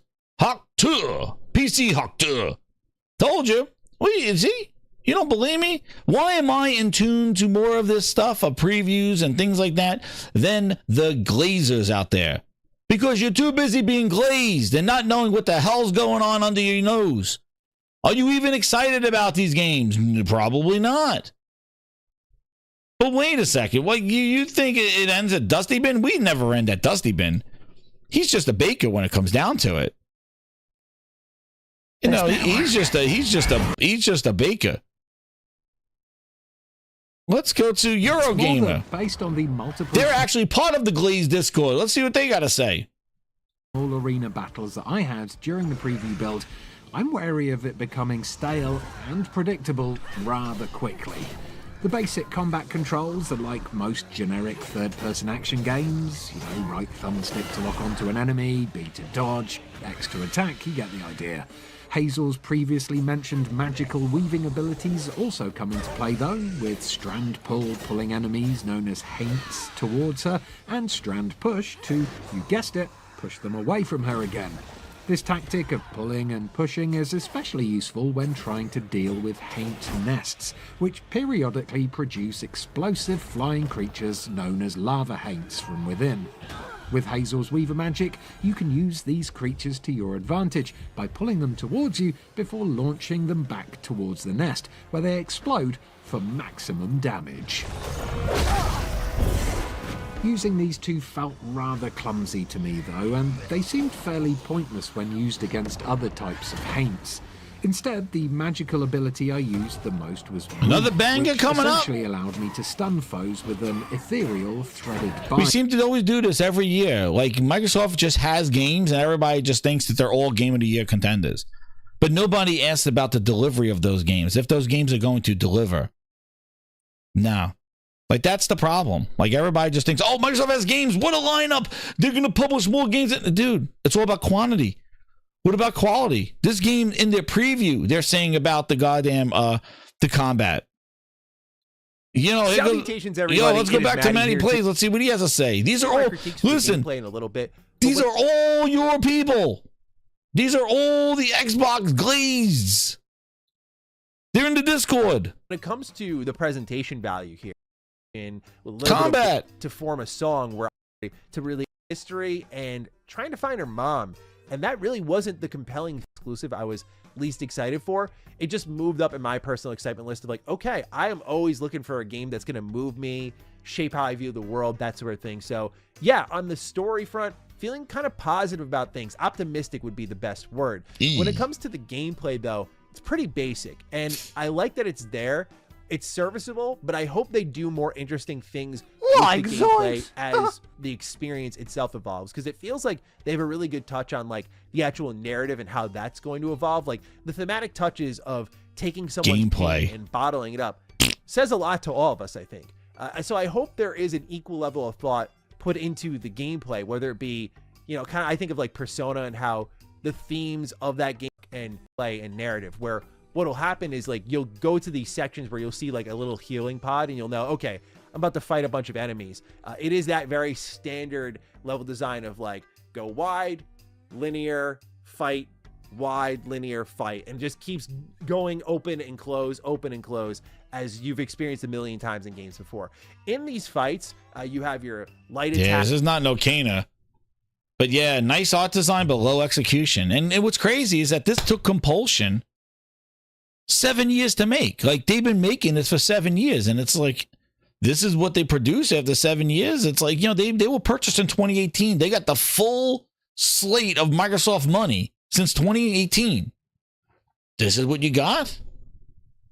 Hey, man, who knows, man? Who knows? But go look. They're all over the place. I don't mean to derail my topics. I did add it, but yeah, they're all over the place. The other one was to, what was it? It was, what was Greg Miller's one? They were really, and then, what's his name was on there? What's his name? No, what the hell was it? There was another one. What is that? Oh, Kind of Funny. That's where it popped up. Yeah. One more. We'll do one more for the. What you saw in June is representative of what you'll see. Now, there are some puzzle elements as well. There is some exploration in there where you can go off the beaten path. It was one of the most hilarious things I've ever seen. But if I had a critique, it would be about the combat because it doesn't seem very complex. I mean, she uses her weaving magic, you know, to traverse. Before he finishes, how did everybody miss this? How's that? I don't know. I haven't seen anybody talk. All this out the midnight preview, the next game coming out, and nobody's talking about it. These are all different places saying, this is why I show you the facts. I'm showing you exactly what they're saying. Everybody complained about the South of Midnight combat. Nobody heard this? Nobody's bringing this up. Are you all glazed out there? Are you glazed? Do I need a glaze in the chat? I think I need a goddamn glaze in the chat. Glaze and the Glaze at Xbox Discord to spread PlayStation FUD. Open your eyes. It's all there. I think I need some goddamn glazes. Let's hear it again. Let's get through the areas and obviously to fight some of these enemies and then eventually unravel them to quote unquote heal that area. But it's not open. It is confined when you're in actual combat situations. So, I mean, we'll see. We'll see how it plays out. But the way everyone was explaining it to me is this is a game about exploring the Deep South culture, right? That was why it was so important to make sure they got this right. Because I even asked the studio head a question about, did you run into any scenarios where from a gameplay standpoint, it made more sense to do A, but from a culture standpoint, it made more sense to do B? And he was like, oh yeah, absolutely. They ran into that. But the mandate was, let's make sure we're representing the Deep South the way that it properly should be, versus just doing something cool because it's in a video game and then some. Hey man, everybody's saying about the combat. Everybody said it. Hey man, you remember this? Where that box is in the name of. Where is it? Indie's the best Xbox exclusive in years, and specifically in 3 years. What? What was that? Indie's the best Xbox exclusive in years, and specifically in 3 years. Like zoinks! Hey, Shaggy, grab a bucket and some Lysol, scrub off my tires. There's fucking dog shit all over by the entrance. I'm supposed to be picking up scrap. You'll be picking up your teeth in another second. Like zoinks! Indie's the best Xbox exclusive in years, and specifically in 3 years. Well, I guess Indie's the best exclusive for this year too. Who the hell knows what we're talking about here? Holy crap. Janky Jones, 800 players in Steam, says Savage Web. The scene with 14 months of VIP grinder, says Jez. How salty John Garvin. Oh man, John Garvin, that guy, everybody shitting his cornflakes about Deacon being an Astrobot. What a clown. Dude, that guy is so bitter. Him and his Deacon. Yo, he can wipe his ass with them. Iconic Games with the 5 gifted grinders. Thank you. He got him. Sandos, 16-bit Kev. He got full sweat try hard. Let's add him. 5 more. Ow! We're on our way to the next emoji. Thank you so much. I appreciate it, man. So yeah, back to the sales, but thank you PC Haktur for letting us know about how bad South of Midnight previews were. Thank you for reminding me that Xbox Haktur in the face. Spit on that thing. Spit on those games. Spit on those games. Now anyway, let's get back to where we were going to. Now that we went on a little detour there about something there, but let's talk about 75.5 million, 9.5 in the goddamn quarter of the holiday. And what's crazy here is that we gotta match them up because it's the holiday season. And why don't we match them up? Let's match them up and see. Where is it? Oh man, let's see what does it look like. So they got that is the same quarter that Xbox has been down. It's absolutely insane to see the success of one and just the ultimate just demise of the other one. Like, it is not even competitive anymore. It is insane what they've done. But Sony had a huge quarter and sold a lot of goddamn consoles, and they had a lot of announcements. Well, if I could find them, god damn, I'm trying to find them. Let me see.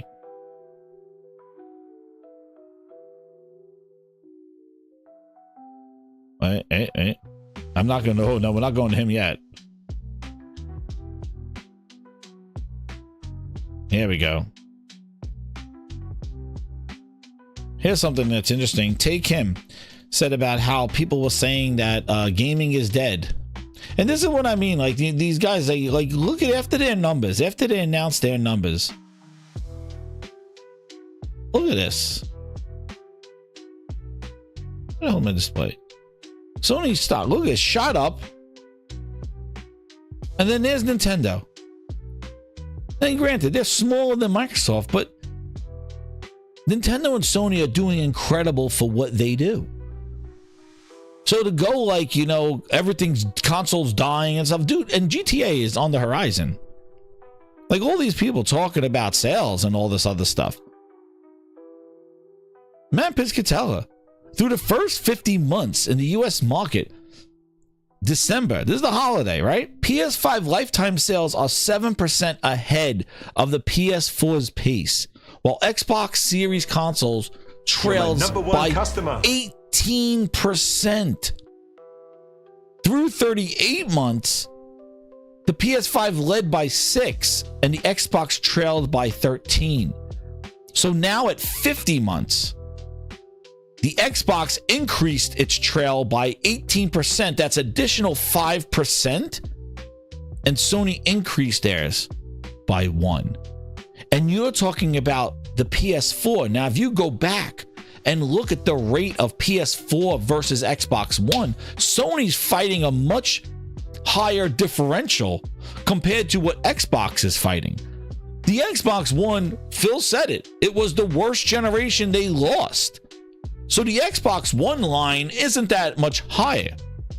Where the PlayStation 4 was probably one of their best-selling consoles outside the PS2. And the PS5 is beating that. Like, do you understand? Like, you're kind of like fighting the champ there. Where Xbox is just fighting their third place loss, trying to get better than their third place loss. And they're not even doing that. They're behind that. Phil said it. I didn't say it. Phil said it.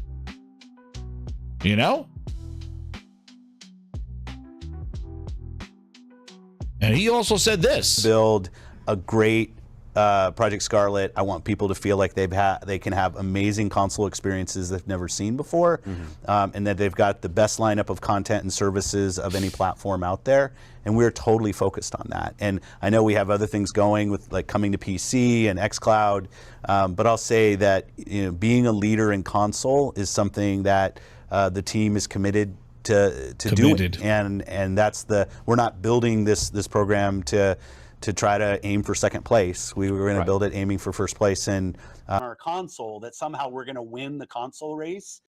Yeah, Phil. just focused more on great games on our console, that somehow we're going to win the console race. This guy.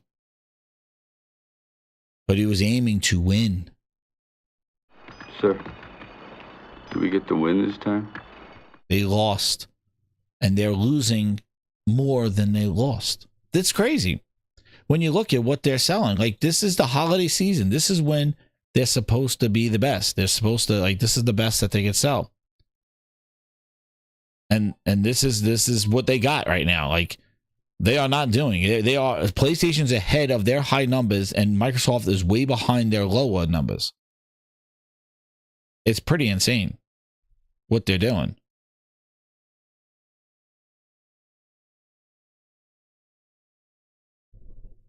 And then for the Sony financials, I got a breakdown here. So, and again, the money, the thing about the Sony situation is that at least Sony like kind of shares their numbers, so you actually could see like what the percentages mean. On there, like, I don't want this one. I thought I had, maybe I had it somewhere here. Oops, I just want to make sure I had it. Let me read. Michael Meridian with the 5. He goes, that's why Xbox needs a Yoshida who can guide these studios. Yeah. Dude, there's no way a game should be 7. This is what happened to Halo and Forza. Those games are 7, 8 years in development, and they still came out missing stuff, and they still came out lacking. You can't have that much time and be delayed. You know, Avowed delayed for polish and be delayed and still come out with that. It's insane. There's articles like this going around that Xbox sold 2.7 million units in the US market during 2004, the worst year performance history. This is the factors that they're saying. This is an analysis on them. Lack of exclusives, negative. Game Pass focus, potentially negative. Cannibalization, strong competition, a negative. Yo, they got, and is any of these changing? Strong competition still there. They're still focused on Game Pass, right?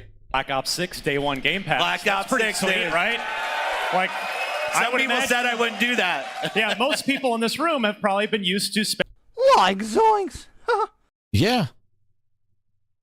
All right, did it end? Hold on, I think it,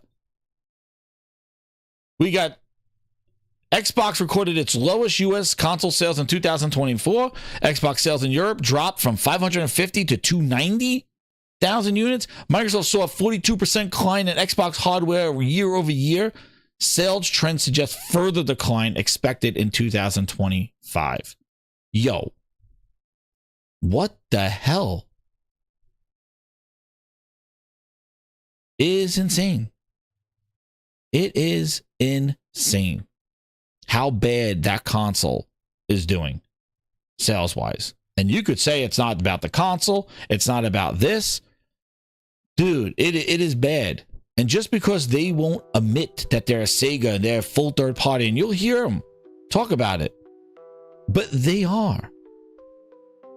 And they just need to just say, we're done. But he won't. I still don't understand how they're even going to try to offer new hardware. I have no clue. With these numbers and what's going on, and it got people glazed. So one of the things that came up, and remember, this is the same quarter that Microsoft we did the financials where they said that they lost 29% year over year. Sony gained the 9.5 million that they sold. But one dude that's fighting for his life, I don't know why. He must be in that Discord. They must have pulled out all the buttons. But this dude, Derek Strickland, full on 3-ring circus going on here. He is debating about the 25 to 26 million thing with the Xbox Series. He says it's impossible. Impossible, he says. The raw math says 20. Look at this. This guy is a mathematician. Goddamn, what is it? What is that goddamn Matt Damon he is? God damn it. Phil Spencer got him on the payroll. God damn it. There it is. 29.2 million Xbox Series X at 500. 48.7 million Series at 3. And then he has this chart here that he's like, humana. Then, after this clown does this tweet, he goes down here. This is a terrible way to determine sales, though. What?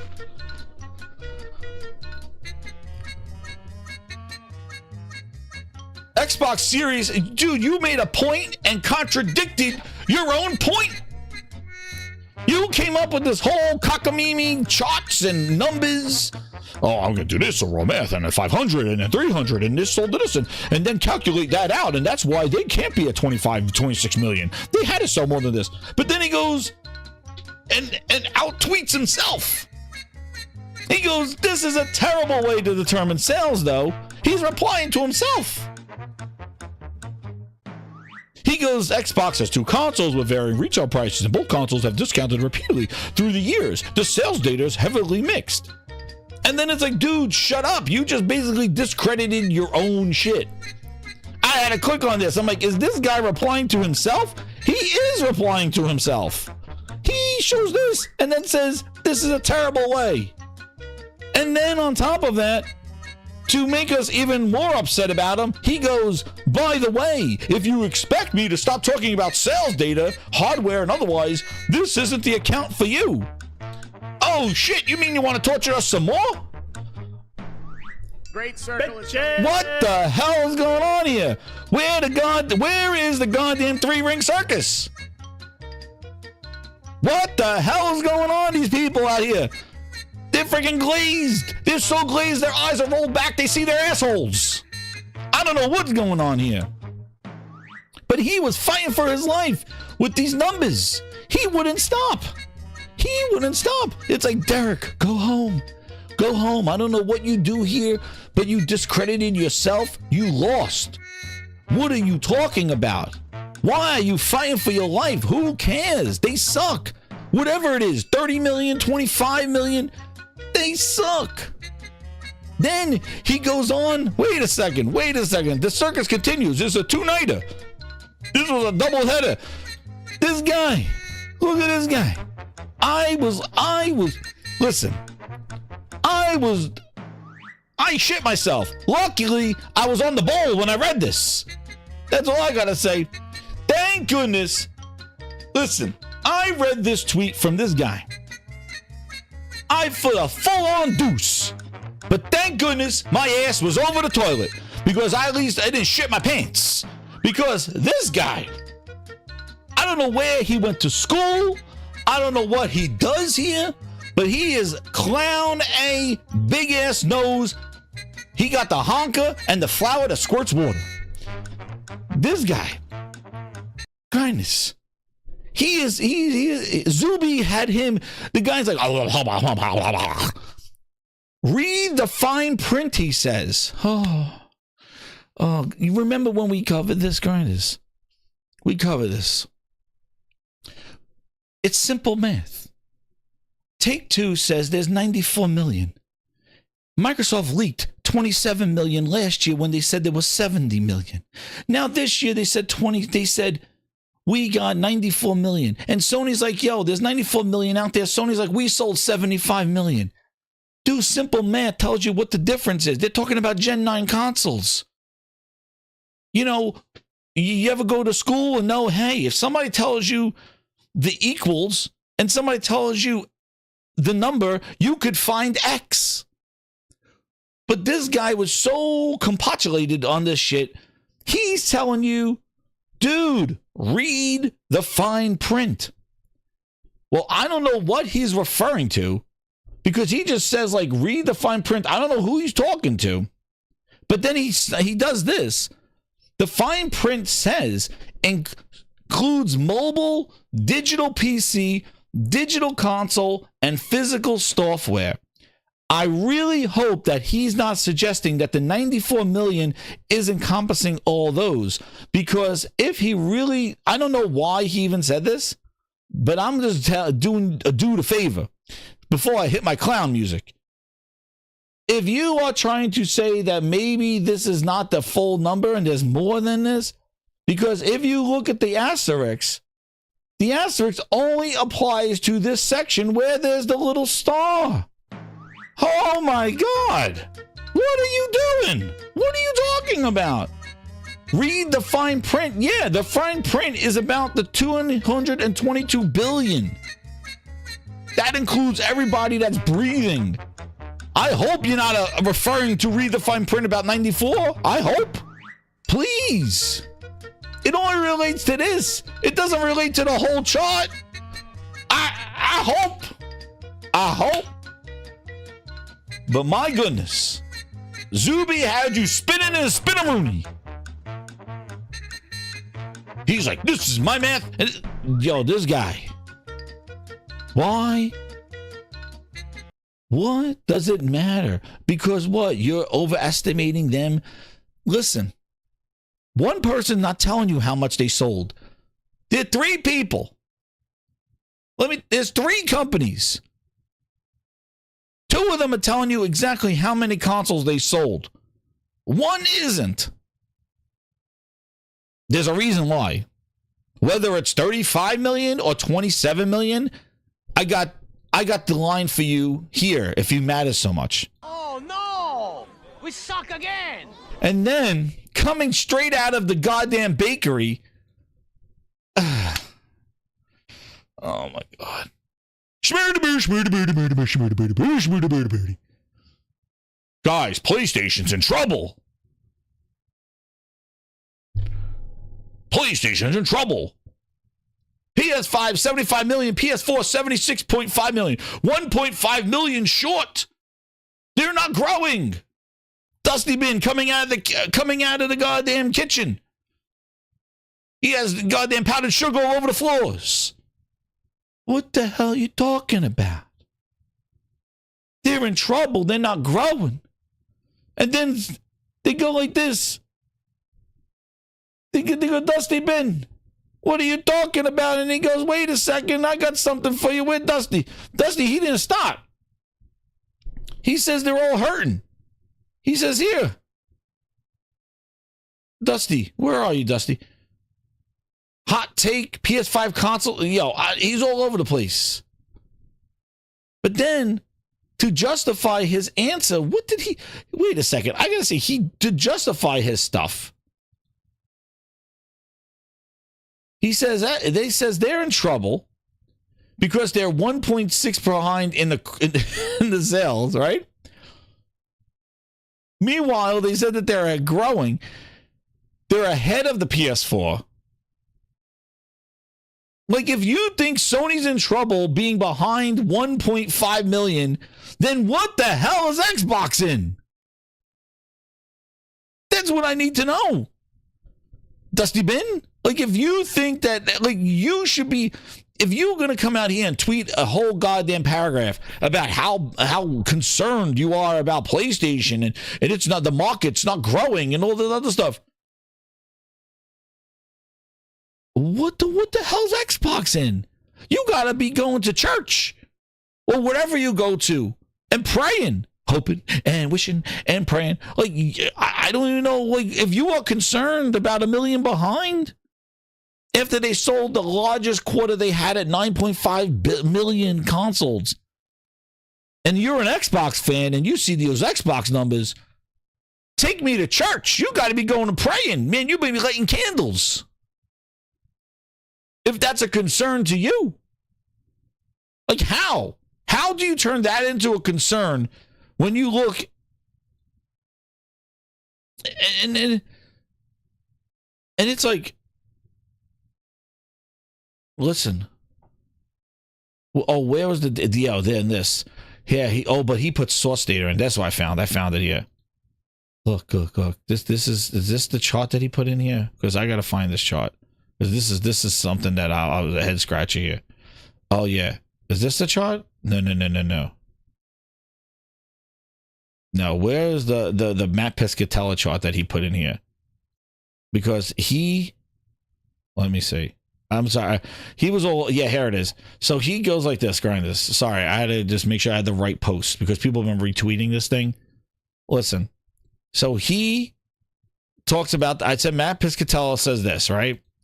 Then Dusty says that PlayStation's in trouble. And then to counter the Matt Piscatella article, he shows this. And he goes, look at this. So we're talking about specifically PlayStation 5 versus the PS4, right? And how the growth is. He says it's not growing. He says, oh, the console market is not doing well. And then he shows this chart where Matt Piscatella says 2024 saw a big dip in U.S. video game hardware spending on all current console platforms, fell off by double digits compared to 2023. What's more interesting is that it struck an uptick of accessories despite hardware declines, which is probably by the Portal, yeah, and gamepads. But I've said this before. The Nintendo Switch is waiting for the Switch 2.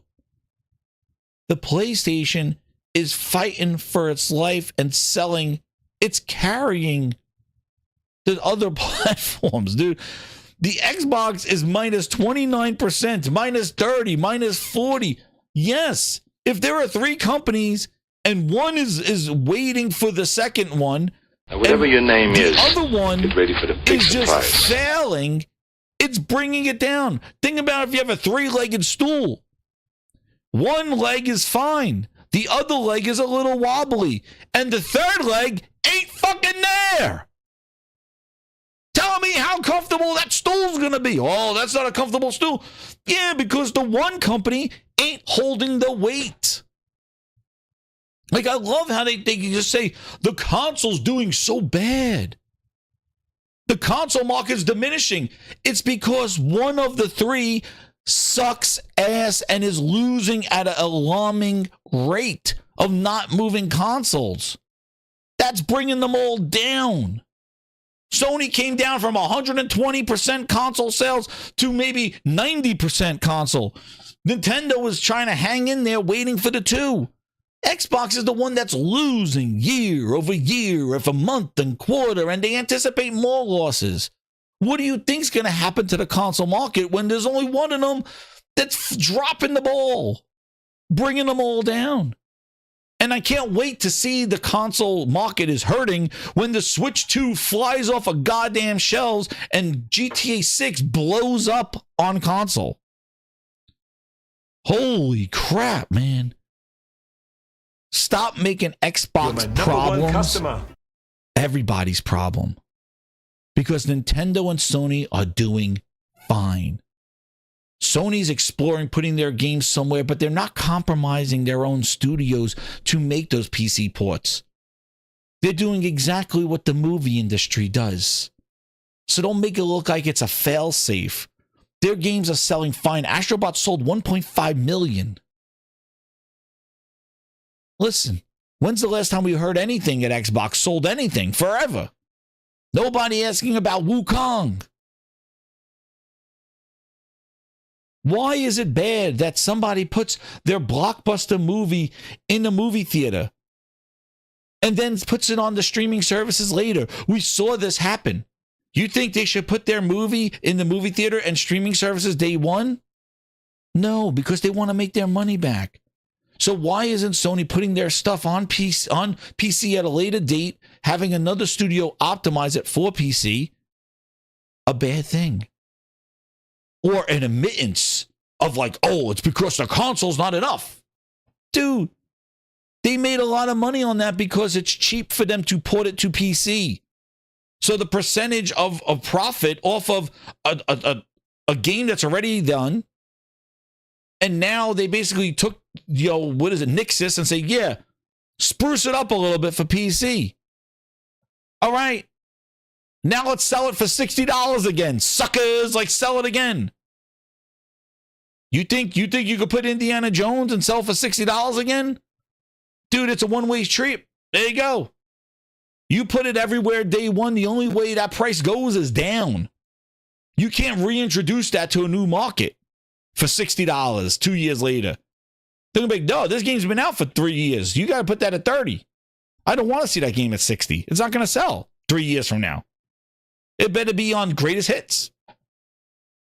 But when you put it on another platform and you're able to make $60 on it, on a game that's already been done, Doom, Syndicate TV, bitch. Great Circle is Like, why is that bad? If it works for them, let it do it. But don't make that in like, that's why the consoles are failing and all this other shit. Come on. As Baldante said with the 10, he goes, the Xbox is panicking, drowning person trying to take down every with him. Exactly, Baldante. They're in a panic. They're in a frenzy. And they're pulling the whole industry down because they have made bad bets. And that's the stuff. Like, see, Bal, like, how the hell isn't the gaming industry talking about Microsoft hurting the gaming industry? Like, I don't understand. I guess it's because of Phil. That's why that dude needs to go. Because what you really look at it, Microsoft is hurting the gaming industry. They showed how to make people not buy games and cannibalize their own sales. Welcome for subscribing, Sammy. Thank you. Welcome to the Grindhouse. They told them not to buy games. They cannibalized themselves. They told them not to buy them. They put all their games and diluted them, and now they're just download it. It's okay. Turn their games to just check us out. Remove the FOMO. Listen, Halo Infinite was so great that they had to rename the studio and fire Bonnie Ross. After all those years of Halo, it's not good. And nobody covers what Microsoft is doing, how they're hurting the console space and not evolving and helping and growing the console. Instead, they're just like, again, a drowning person that's pulling everybody down with them and trying to find anybody that's breathing to latch on to them. Oh, we got PC. Dude, you really? I got something for you. These guys sitting there thinking that Microsoft is going to do something.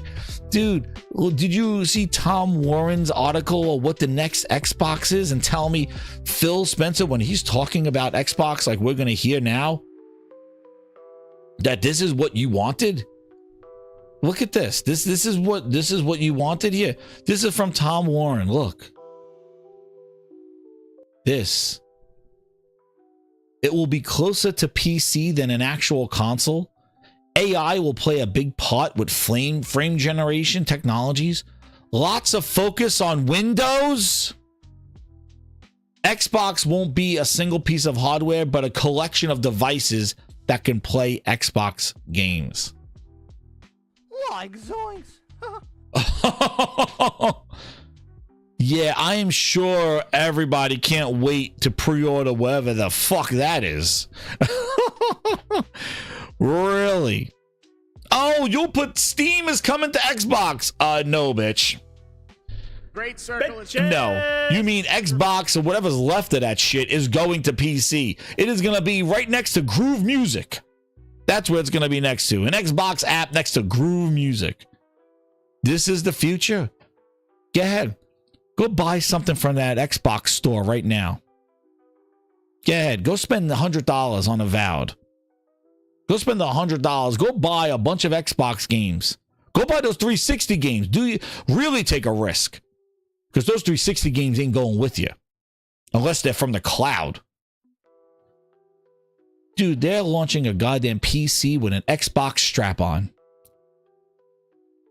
It's going to be a Windows 12 AI co-pilot shit device. Made by every Tom, Dick, and Harry that has a goddamn hardware out there. Samsung, Asus, Acer, HP. Everybody's going to get in on it and call them and put an Xbox tramp stamp sticker on their hardware. It's an Xbox. It is the stupidest shit I've ever seen. And they think an app It better be a dual boot. You better boot into a friggin' Xbox app. They think you're going to boot into Windows? Dude, the console gamers don't want a goddamn Windows device. It better be dual boot. That's right, Scott Free. It is a PC with an Xbox strap-on. Xbox tramp stamp. Oh, look at our new Asus laptop. Put that tramp stamp on it. Xbox. It's an Xbox, too. No. Yeah. I'll love to see the Xbox podcast talk about those things. Look at this. We got this. It's a laptop. No, this is an Xbox console. Look at it. It has a fucking keyboard on it. No, this is an Xbox. Dude, they're going to be glazed. I said their eyes are going to be so far back, they'll be seeing what they shit. This is craziness. This is not what anybody wanted. And just say it. Stop glazing this shit on, because this is not what you want as an Xbox gamer. This is not what anybody wants. It's not like the quality has improved. Everybody thought Indiana Jones was the start of the quality that Xbox has. Look, we got janky Avowed, and then we got bad gameplay and fighting combat of South of Midnight. The quality hasn't changed because they don't give a fuck about games. They don't have creativity. Said Steve Jobs and Big Booty Bobby. I shouldn't even put those two in the same sentence, but they both said the same thing. Who wants this? But where are we now? Where are we now? Why not? We just finished the media circus, and now we go to that Phil Ness interview, grinders. We're going to the home stretch here. Hit that like button. But they don't care about gaming. They never did. That's my problem with them. But they pretend that they do. And here he comes. As usual, here he comes. Phil Ness Mouse to another Xbox podcast to say some outlandish stuff, to talk about this future. And now that you've seen what Tom Warren wrote about the whole these this PC, and it's going to be a Windows 12 PC with an Xbox strap-on app. But listen to what he says and tell me that they are not. I told you, there's no strategy. This is all desperation. And hear what he says. Costs are growing. So keeping restricting where those games can be played is not helping the games themselves. And okay, Phil Spencer. Well, let's go back. Exclusives he was talking about. Because as he says these lines, everybody just think about Starfield. Think about Starfield. Think about how, oh yes, it's an Xbox exclusive. Just think about how he went into there and told Bethesda, don't make Starfield for the PS5. Think about Starfield, because if you think about Starfield when you listen to this Phil Ness horseshit, you realize that this is all horseshit. Because they did all this with Redfall and Starfield. Get ready. Loved at the beginning of the showcase of the Dev Direct. And he keeps talking showcase. Dev Direct. He's already Phil Ness himself. He's trying to lie. He's already thinking about how he's going to lie about showcase. He does that a couple of times in here where he says showcase. So he's already preparing for what there's going to be at the showcase. That's the good things for the games industry. Like that's what the industry is about. Storytellers of all sizes being able to tell their stories through the games that they create and allowing more people to play. I want Xbox to be the platform that enables that. That's why I loved at the beginning of the showcase of the Dev Direct, we could put up all these games are Xbox Play anyway. Right. Right? And it's like they're all except for Avowed Early Access. See what I mean? He talks about this Xbox Play anyway. I'm so happy that we did it. Yeah, but what about the inconsistency that Avowed was not a available early access play anywhere? All right, yeah, we don't skip on the cloud. We don't say it. On cloud. We've obviously done our work with not only is cloud part of the Game Pass portfolio, but you're seeing more games added to the buy your games and be able to stream your games. Allow people to play games. Like, that's a good thing, not a bad thing for this industry. And especially, Okay, I'll put it louder for you. Sorry. who does it, like, it doesn't really benefit people to gatekeep games. And my friends at Machine Games and the quality of indie, like, it's There we a go. game. I'll fix it now. Now I'm going through retail builds and So good. taking my time. I'm in Thailand right now, and like, but so good. But yeah, like, who does it, like, it doesn't really benefit people to gatekeep games. And it used to be the fact that the largest thing in our industry were the platforms. The largest thing now are the games. Yeah. And So the gatekeep is Starfield, but now it's not good anymore. See what I mean? I think that's good things for the games industry. Like, that's what the industry is about. Storytellers of all sizes being able to tell their stories through the games that they create and allowing more people to play. I want Xbox to be the platform that enables that. That's why I loved at the beginning of the showcase of the Dev Direct, we could put up all these games are Xbox Play anyway. Great way to open Right? And it's like they're on cloud. We've obviously done our work with, not only is cloud part of the Game Pass portfolio, but you're seeing more games added to the buy your games. Yeah, and just be like able to Avowed, stream your right? Games.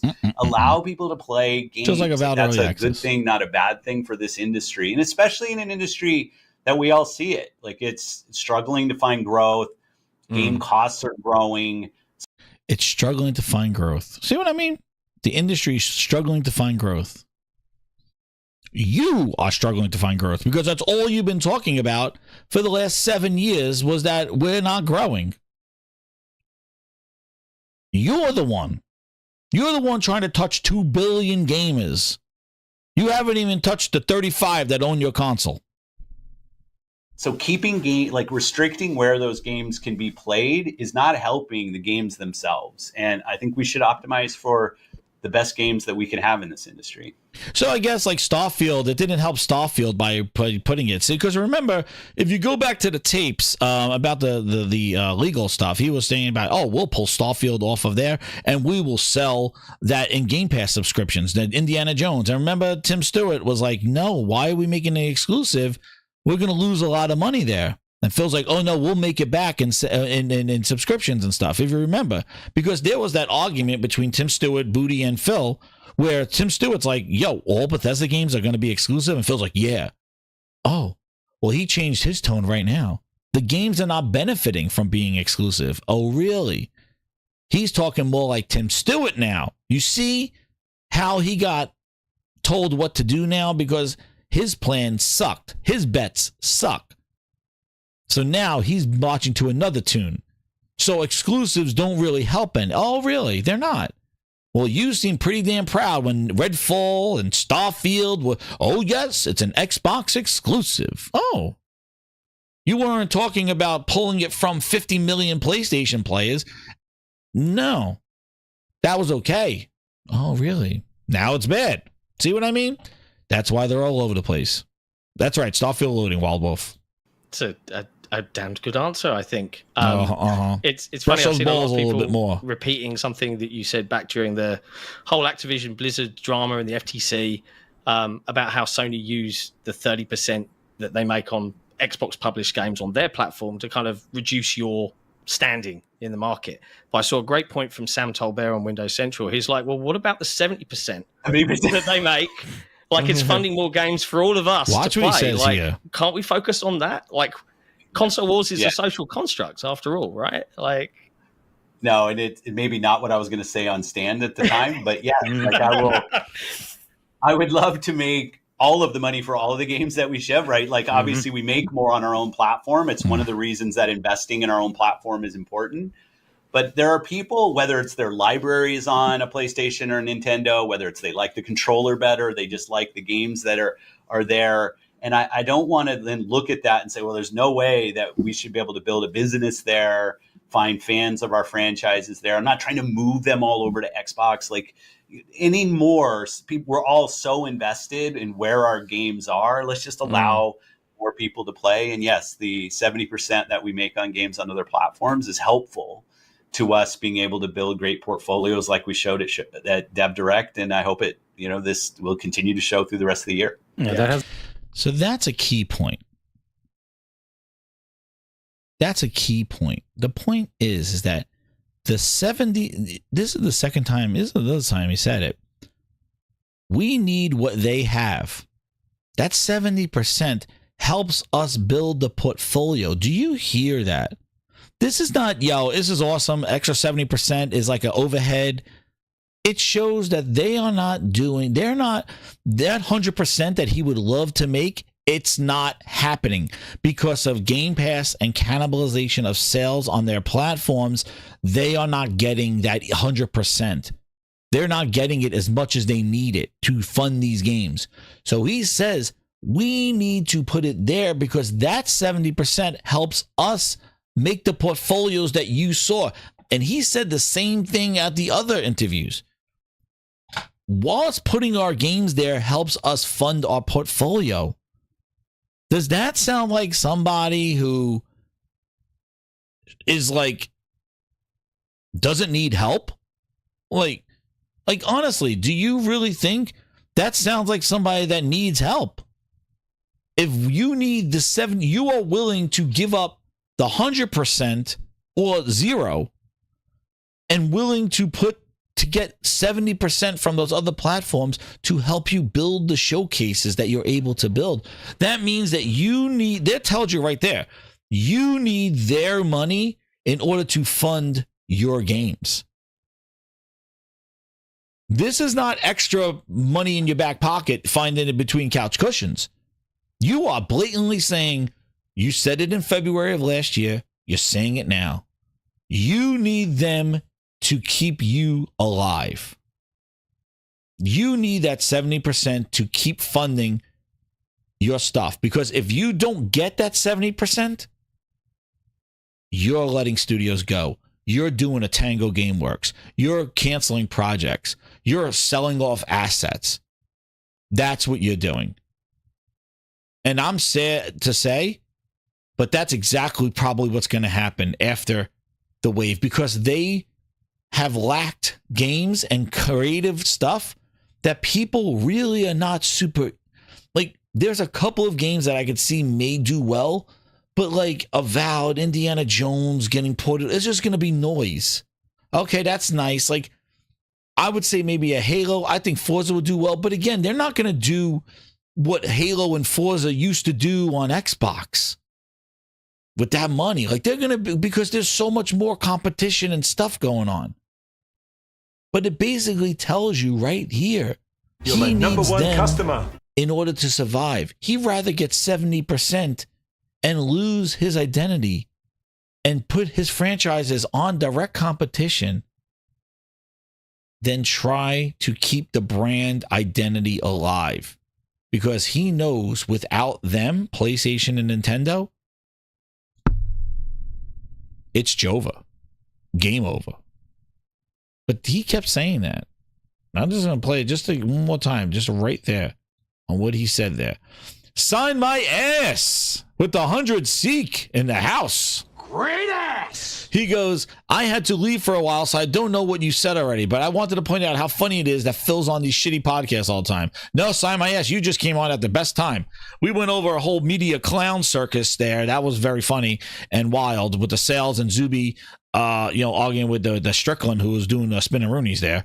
But no, we're around here. And yeah, but again, this is what he says. Thank you again, Simon Ash. You came on a good time. But yeah, he's always on these podcasts. Like, he's here, and then I see Paris all over the place too. Like, it's definitely, this is their method of spreading this news and trying to soften the blow about what these announcements are going to come moving forward. And every single one of these interviews, he keeps dropping more and more little tidbits of like trying to ease it in before it's coming. 25. It's coming. Being able to build great portfolios like we showed at Dev Direct, and I'm so invested in where our games are. Let's just allow more people to play. And yes, the 70% that we make on games on other platforms is helpful to us being able to build great portfolios like we showed at Dev Direct. And I hope this will continue to show through the rest of the year. Yeah, see, it's helpful.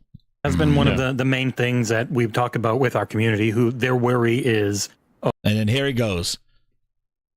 So he just said the business need of why he puts the games there. Now this guy's going to say, yo, you're screwing the community that you built, that you invited to FanFest, that you gave copies of games to, that you wined and dined, tramp stamped them, and signed their ass.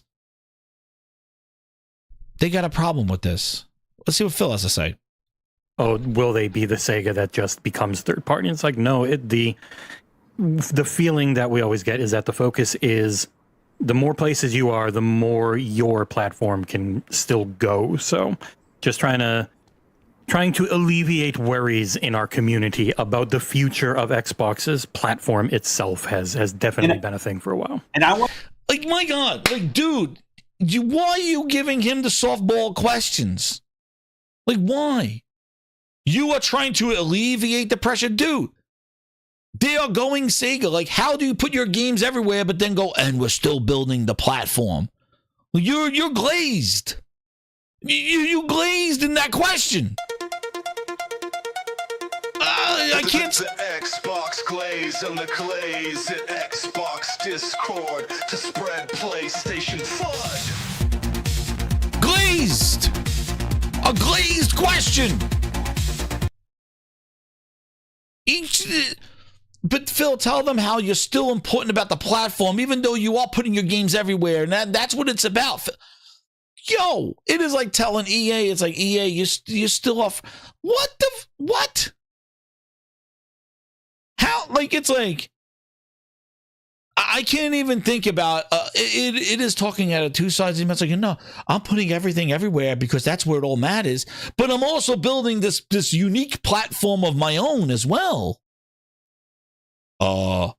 Who's coming to your unique platform when you're just bringing the games to where everybody is?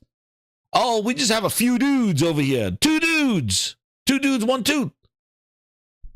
But this is the cope. Like, Phil, tell us it's going to be okay. Future of Xbox's platform itself has definitely been a thing for a while. And I want to... And don't say platform, say console. Because Phil's going to spin it. Here he goes. Booker T. Woo! I just want to show respect to the people who voice their concerns to me. Like, I get it. I hear you. It's not, I would never disrespect anybody who comes with me concerned. I've got a library of games on Xbox console. I want to make sure I'll continue to be able to play those games. Are we going to still do hardware? Are we going to still get to play the games the way we've always played? And Phil, why did we just change our words right there? Why did we go from like, I want my games on my console? Are you still building? Oh yeah, we're still building hardware. Why didn't you say console? See, do you see the Phil Ness?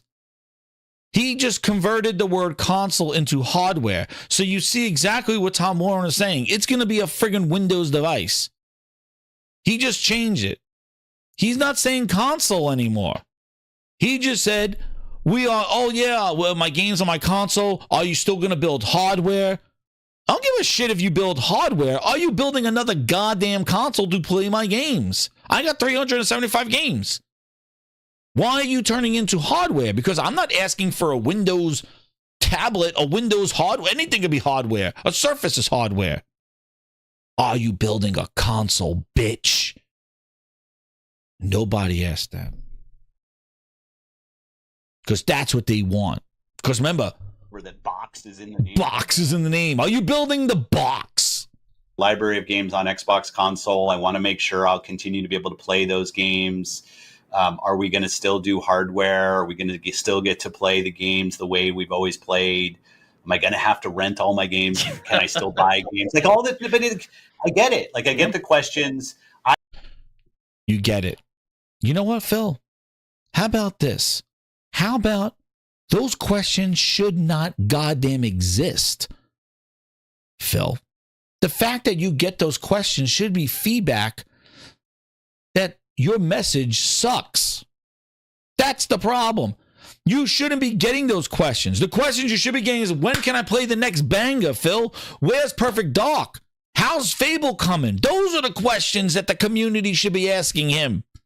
Instead, the fact that he had to list those questions shows that there is doubt in your identity and in your brand. The fact that you're getting those questions should be a goddamn warning sign. The fact that people, that criticism, you hear it, you should be saying this. You should be thinking this in those questions. That's the alarm. If my customer's telling me, can I play my games? Are you still making hardware? Do I have to rent my games? Like, those are the feedbacks. That's the feedback, biatch.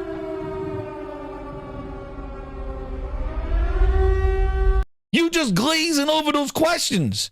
Those questions should not even exist. Those questions exist because of your dumbass marketing. You just glazed over those. Like, you shouldn't even.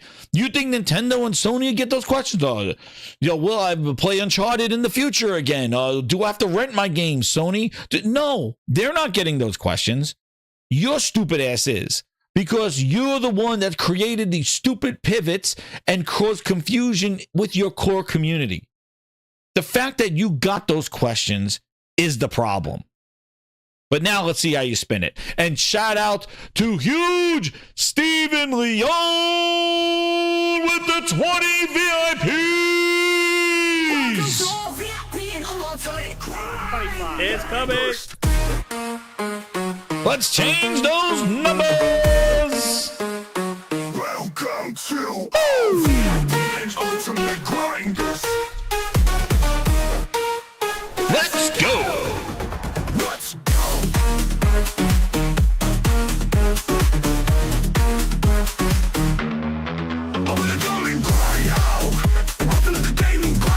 Shout out to Steven Leon. Thank you so much, man. Brilliant strategy, right? Sign my ass. Again with the 20 seek. He goes, banger show, Jez. I'm glazed. Oh, man. Don't be glazed. Don't be glazed in a good way. But there it is. The worst game CEO, John Hero done a brilliant strategy in gaslighting, right? Oh, I hear all this. All those questions that he said. Like, you shouldn't even be getting those. You still get to play the games the way we've always played. Am I going to have to rent all my games? Can I still buy games? Like all that, but I get it. Like I get the questions.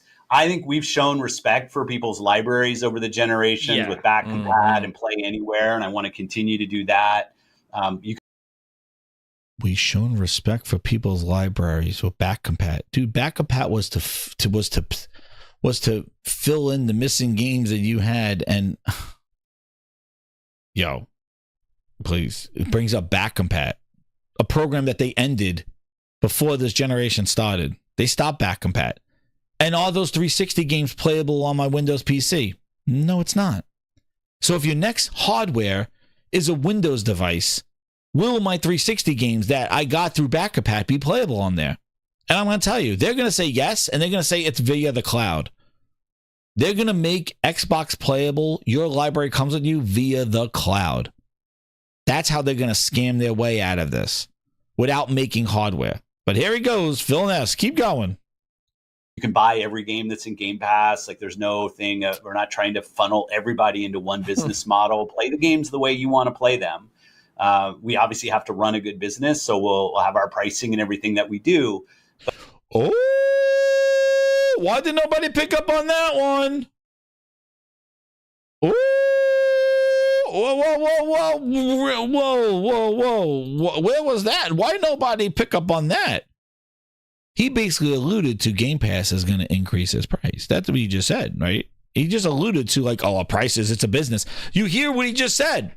See, this is what I mean. This is why you come here to the Gaming Grindhouse, because we filter out the Phil Ness.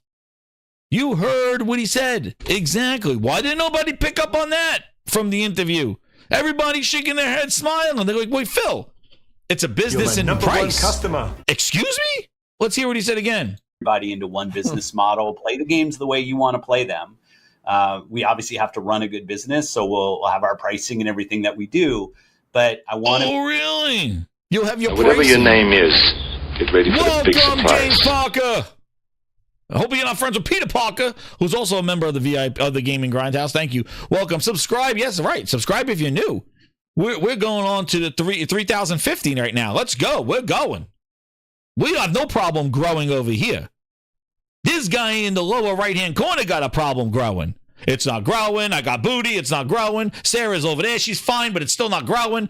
He got a problem growing. We don't have a problem here growing. We're growing. While he's shrinking, we're growing. Keep going, Phil. It's a business. I bet you there's a price increase coming up. That's right, the unknown, right? It's a business. Make as many options as possible to do that.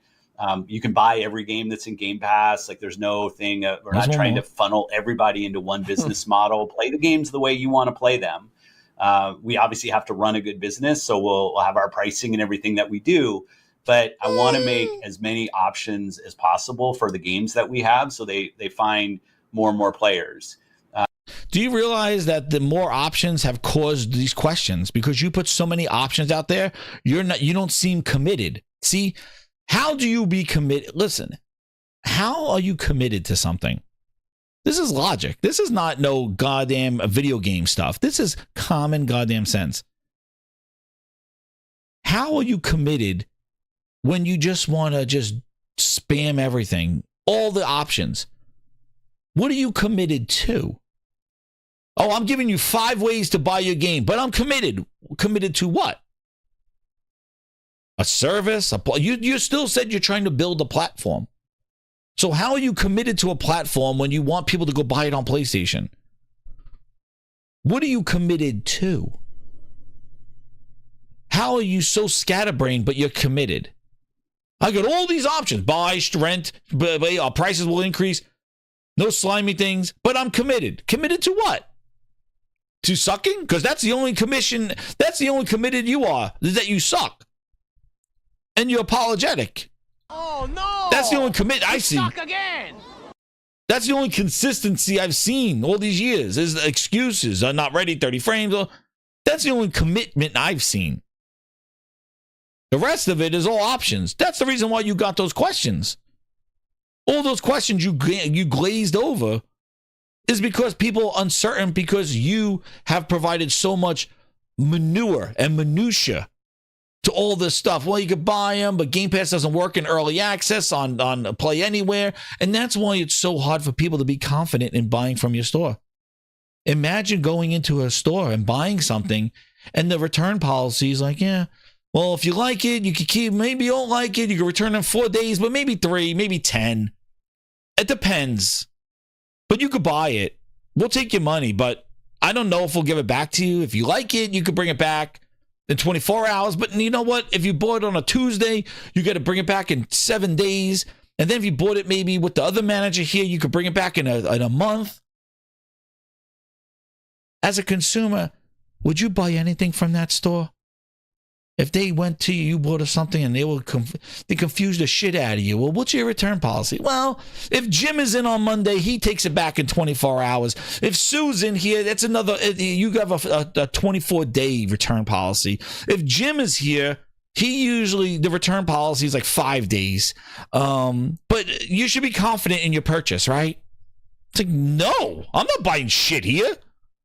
You guys are all over the place. But we're committed to selling. Yeah, but I'm not committed to buy it because what's your return policy? It depends. I'm giving you options. If Jim, Sue, or Mary are here, it changes. Fuck, you going to the store and you buying that? You buying that shit? You're walking out that store going, fuck, you guys are messed up, man. That's him. Oh, you can buy, you can rent, Play Anywhere works on some games. Game Pass is this, something it is, maybe some it is. But Phil, what about my games I play right now? Oh, well, committed. You confuse the shit out of everybody. Stephen Leone, member for 12 months. He's a year grinder here. I'm tired of all the negativity about Sony's state of play. Most of the games are pretty good. At least we know when. Then most of them are coming. We got a new game coming, but it's not enough. Dude, Stephen Leone, I went on that rant when I watched that state of play. Listen, I thought that state of play was really good. I gave it a B. I thought it was really, I don't give a shit about the grade. I liked all the games in there. I wish list a whole shit ton of those games. And you know what? Those games are all in addition to what we're getting already, or what they have announced. Ghost of Yotai, Death Stranding 2, and all the other games, Phantom Blade Zero. That's all in addition to that. So if you look at the whole entirety of what's coming, like, yeah, of course I want to see a Wolverine and a Venom and all that other shit. Yeah, so I was a little disappointed with that, but hey, it's still, you can't doubt that those are not great looking games and a lot of games that they've shown. And the thing is like I said, they are holding the goddamn industry right now. Microsoft is committed to showing Game Pass games that they partner with to get in Game Pass day one. Where the hell is everybody else supposed to show their games? Where's Microsoft supposed to show their games? Where's everybody else supposed to show them? If Microsoft only wants to show their Game Pass partnerships, what are they going to show them? So, Sony has to carry the third-party lantern. And I guess they got the Borderlands, which I don't care about Borderlands. But anyway, yeah, he's overpaid for what he does. It's why us embracing. But I thought it was not bad. I liked it. But of course, I want to see all that first-party shit. But they announced a lot of first-party games in the last couple. I want to see more gameplay. That's what I want to see. But I know they're going to be good. I want to see that shit running on a Pro, melting the screen. But yeah, they got some more announcements to do. I don't like Sony to be super quiet. But here we go. Windows and embracing cloud, it's allowed us to grow. Here we go. Oh my God. We obviously have to run a good business, so we'll have our pricing and everything that we do. But I want to make as many options as possible for the games that we have, so they find more and more players. It's why us embracing Windows and embracing cloud, it's allowed us to grow. It's one of our fastest growing regions for us right now is Asia.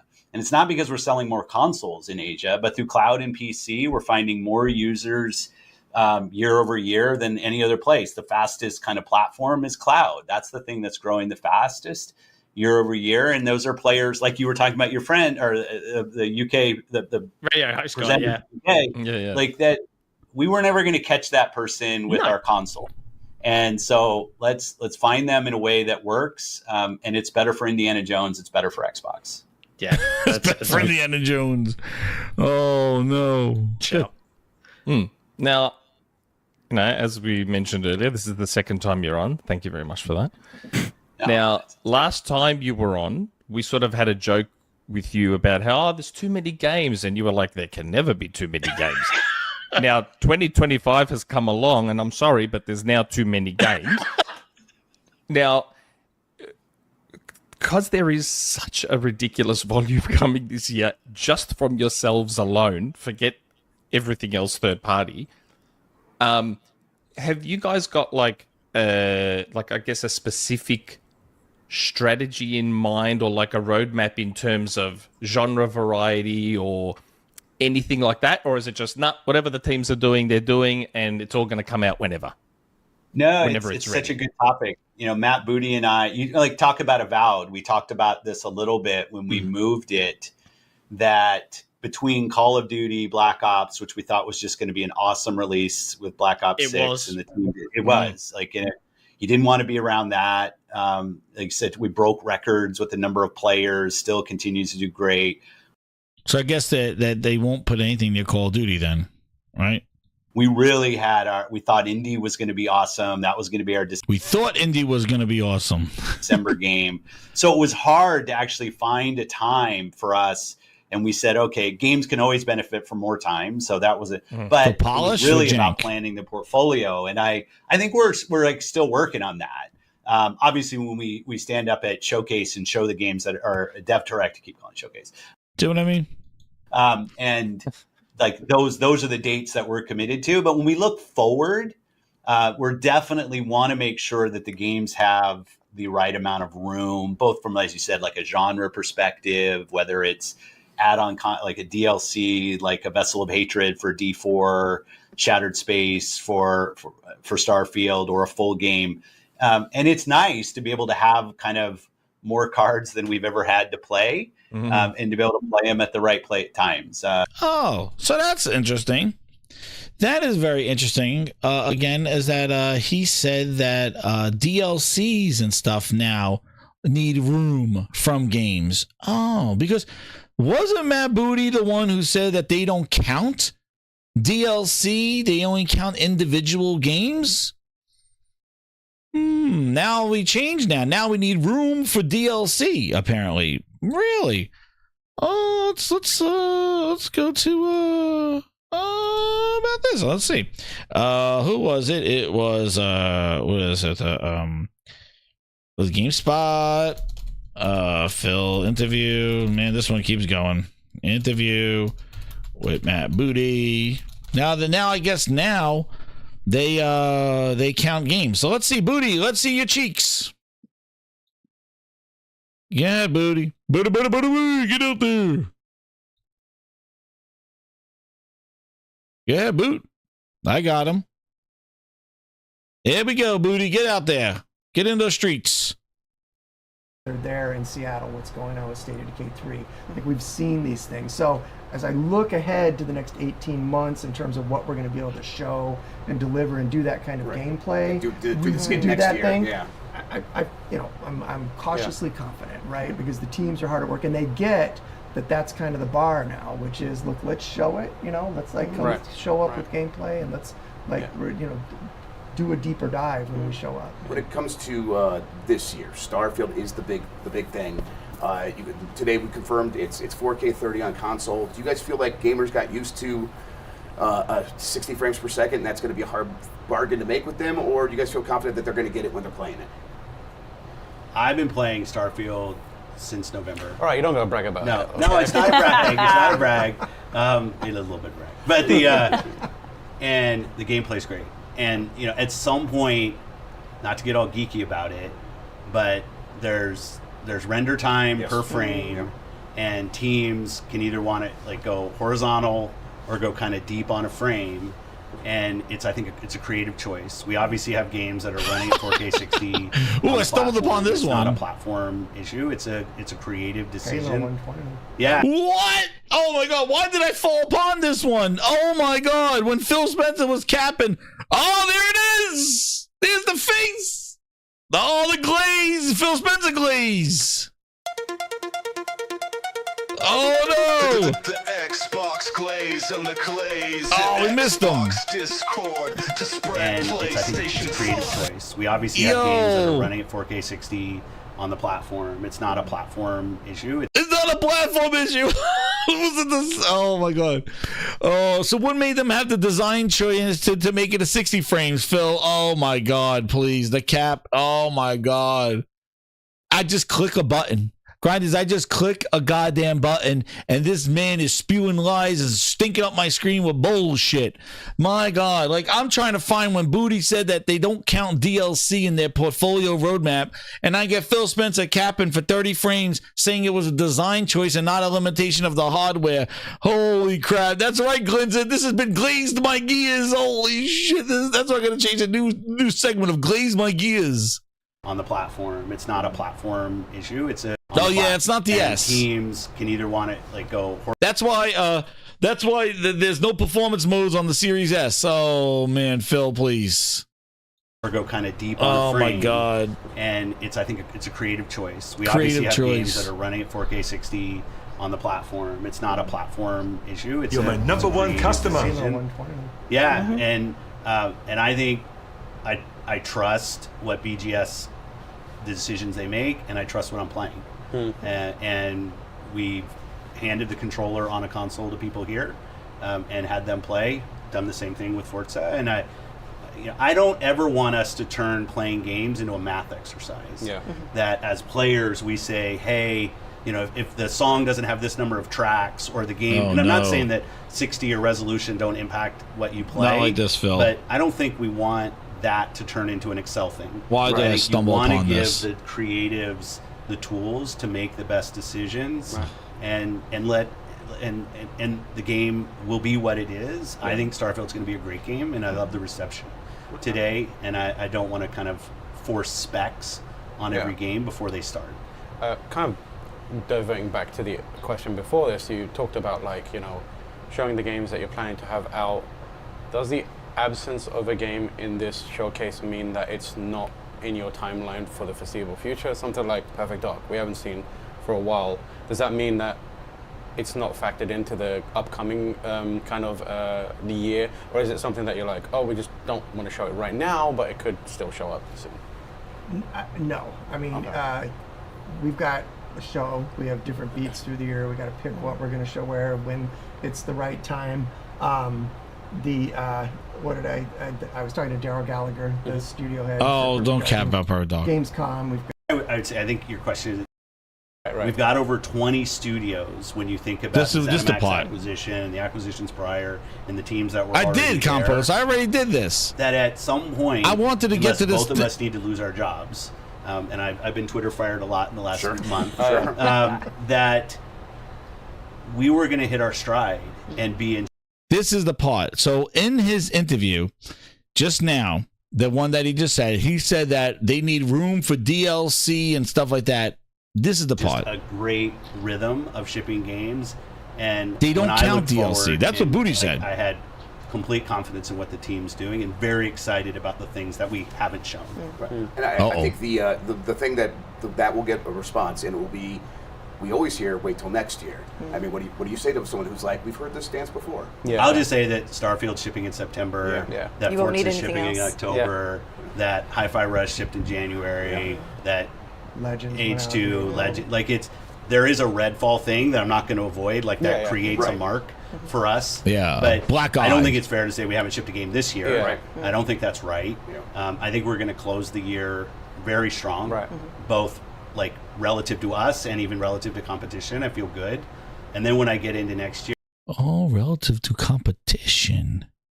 It's so funny when they had Starfield exclusive competition relative to them. He feels good. But now he needs them. He needs that 70% now. Yo, the tone, the difference, the cross legs, the confidence, Booty with the trash finger. Ooh. The competition, I feel good. Oh, you're comparing your lineup to Sony's lineup now. Now, oh man, how things have changed. Man, oh man. Sign my ass with the Seek 100. These people are ridiculous. It's like none of them have a brain. I don't have anything more to say, but the phrase, it's better for Janky Jones, says everything. There you go. Exactly. It's good for Indiana Jones. It's good for them. What happened? What's good for Starfield? Here, I feel equally strong about what we're going to do. But I get the, like, after 2021, wait on 2022. Like, that's what I say. We have to earn it. It's so crazy listening to these after seeing what was happening now. Forza are going to be great big releases this year. Well, I mean, as well, you're talking about next year. You said 2025 too. Try to look out about as far as a typical production cycle. Come So on, one of the Booty. things that has come up a lot today as we've talked to people is just, is there a bit of a reset on expectations around production timelines? It seems that people still have 2 to 3 years in their head. There are a lot of games that could be made, and becoming more difficult to manage as there are. the ones that manage that, right? Like, so they bring to us, look, this is our Booty, a where is lot it? of that collision quarter. Let's try to keep some of these RPGs away. So you from guys each do other. think about that? Absolutely. Like, yeah, okay. You know, like with the traffic jams and stuff. Yeah. Exactly. Starfield. Yeah. Exactly. About that. Definitely take a look at that, and it's going to be something that, you know, I work with Jamie Leader, the ones that manage that, right? Like, so they Games that we once had for the game, but it was early. Looking at Oh, the see, it was level okay. of kind of attention you're going to get, and I think Todd and the team are really primed for that. And I love the reaction. We didn't know. know about Skyrim and where that. Yes, it is. Yes, it is. As soon as the question, that right, guy. and I think clearly nothing's Anyway. changed there, and it's not. He talked about the portfolio. I've covered it before. It's in that thing. I'm not going to waste time on that. Let's just see if there's... I don't think there's anything else left here. Then they play a game with them. I think that was it. But the studios are really the ones that enable that, and they're just doing really great work right now. And then everyone tries really hard to avoid GTA 6. So awesome when that comes out. Sam and the team, like this. So I'm the good. excited So one. good. They're not big on Rockstar. I am, though, so I'm looking forward to it. I always buy it, but I always end up going, ugh. I open world games. I go risk product from a small team off and figuring out something. I don't care. Yeah. Do you feel that that is a strategy that is going to be pursued more from Xbox? Because I look back at Hellblade 2, that was a more boutique, smaller, beautiful in presentation, but a smaller release. I think South of Midnight is a lower priced release at launch. Yep. I'm noticing this happening more and more. And is this something to facilitate this kind of like the era that we live in, where we've got these black hole games that just suck up so much time, and we didn't have TikTok 10 years ago, or Twitter, or all these other things that are asking us to focus on this and not play Ask games. the question. So smaller games is really helpful to me, especially as a dad with 2 kids. Like I want an 8-hour one and done campaign. Is that a big focus for you? Yeah, I said years ago, and I kind of got some tomatoes thrown at me about the impact that first party games have in our industry. And it was really this struggle that I saw for the business results. And there's obviously been huge for single player games, like there's no doubt. But part of our reason for trying to get a subscription going was to allow us to also support games that have a beginning, middle, and end. Like I think that the synergies between I want to play a game, Indie's not a small game, but like say Indie, and then when I finished Avowed's coming, I loved even from our Dev Direct, like all of those were single player games. They were all games that have a beginning, middle, and end. It was because I didn't want to see every game turn into some big service-based game because they felt like that's where the business model has like it's not easy. Oh my God. Do you remember the video I just shown when he said the launch of Game Pass and he justified Game Pass because all the games that they were releasing were multi-platform or multiplayer games and it was services with Gears 5 and oh my God. Now, oh man, he is all over the place. Easy to do that. Not every story is told in that way. Not every game kind of supports that or creative idea supports that business model. And I love the fact that we can go and so like when I look at what Double Fine's working on next, when I think about a team like Compulsion, right? These aren't the biggest teams and they don't want to be massive 1,000-person teams. And we want them to be able to do great work. And so I want to create a platform that can support that.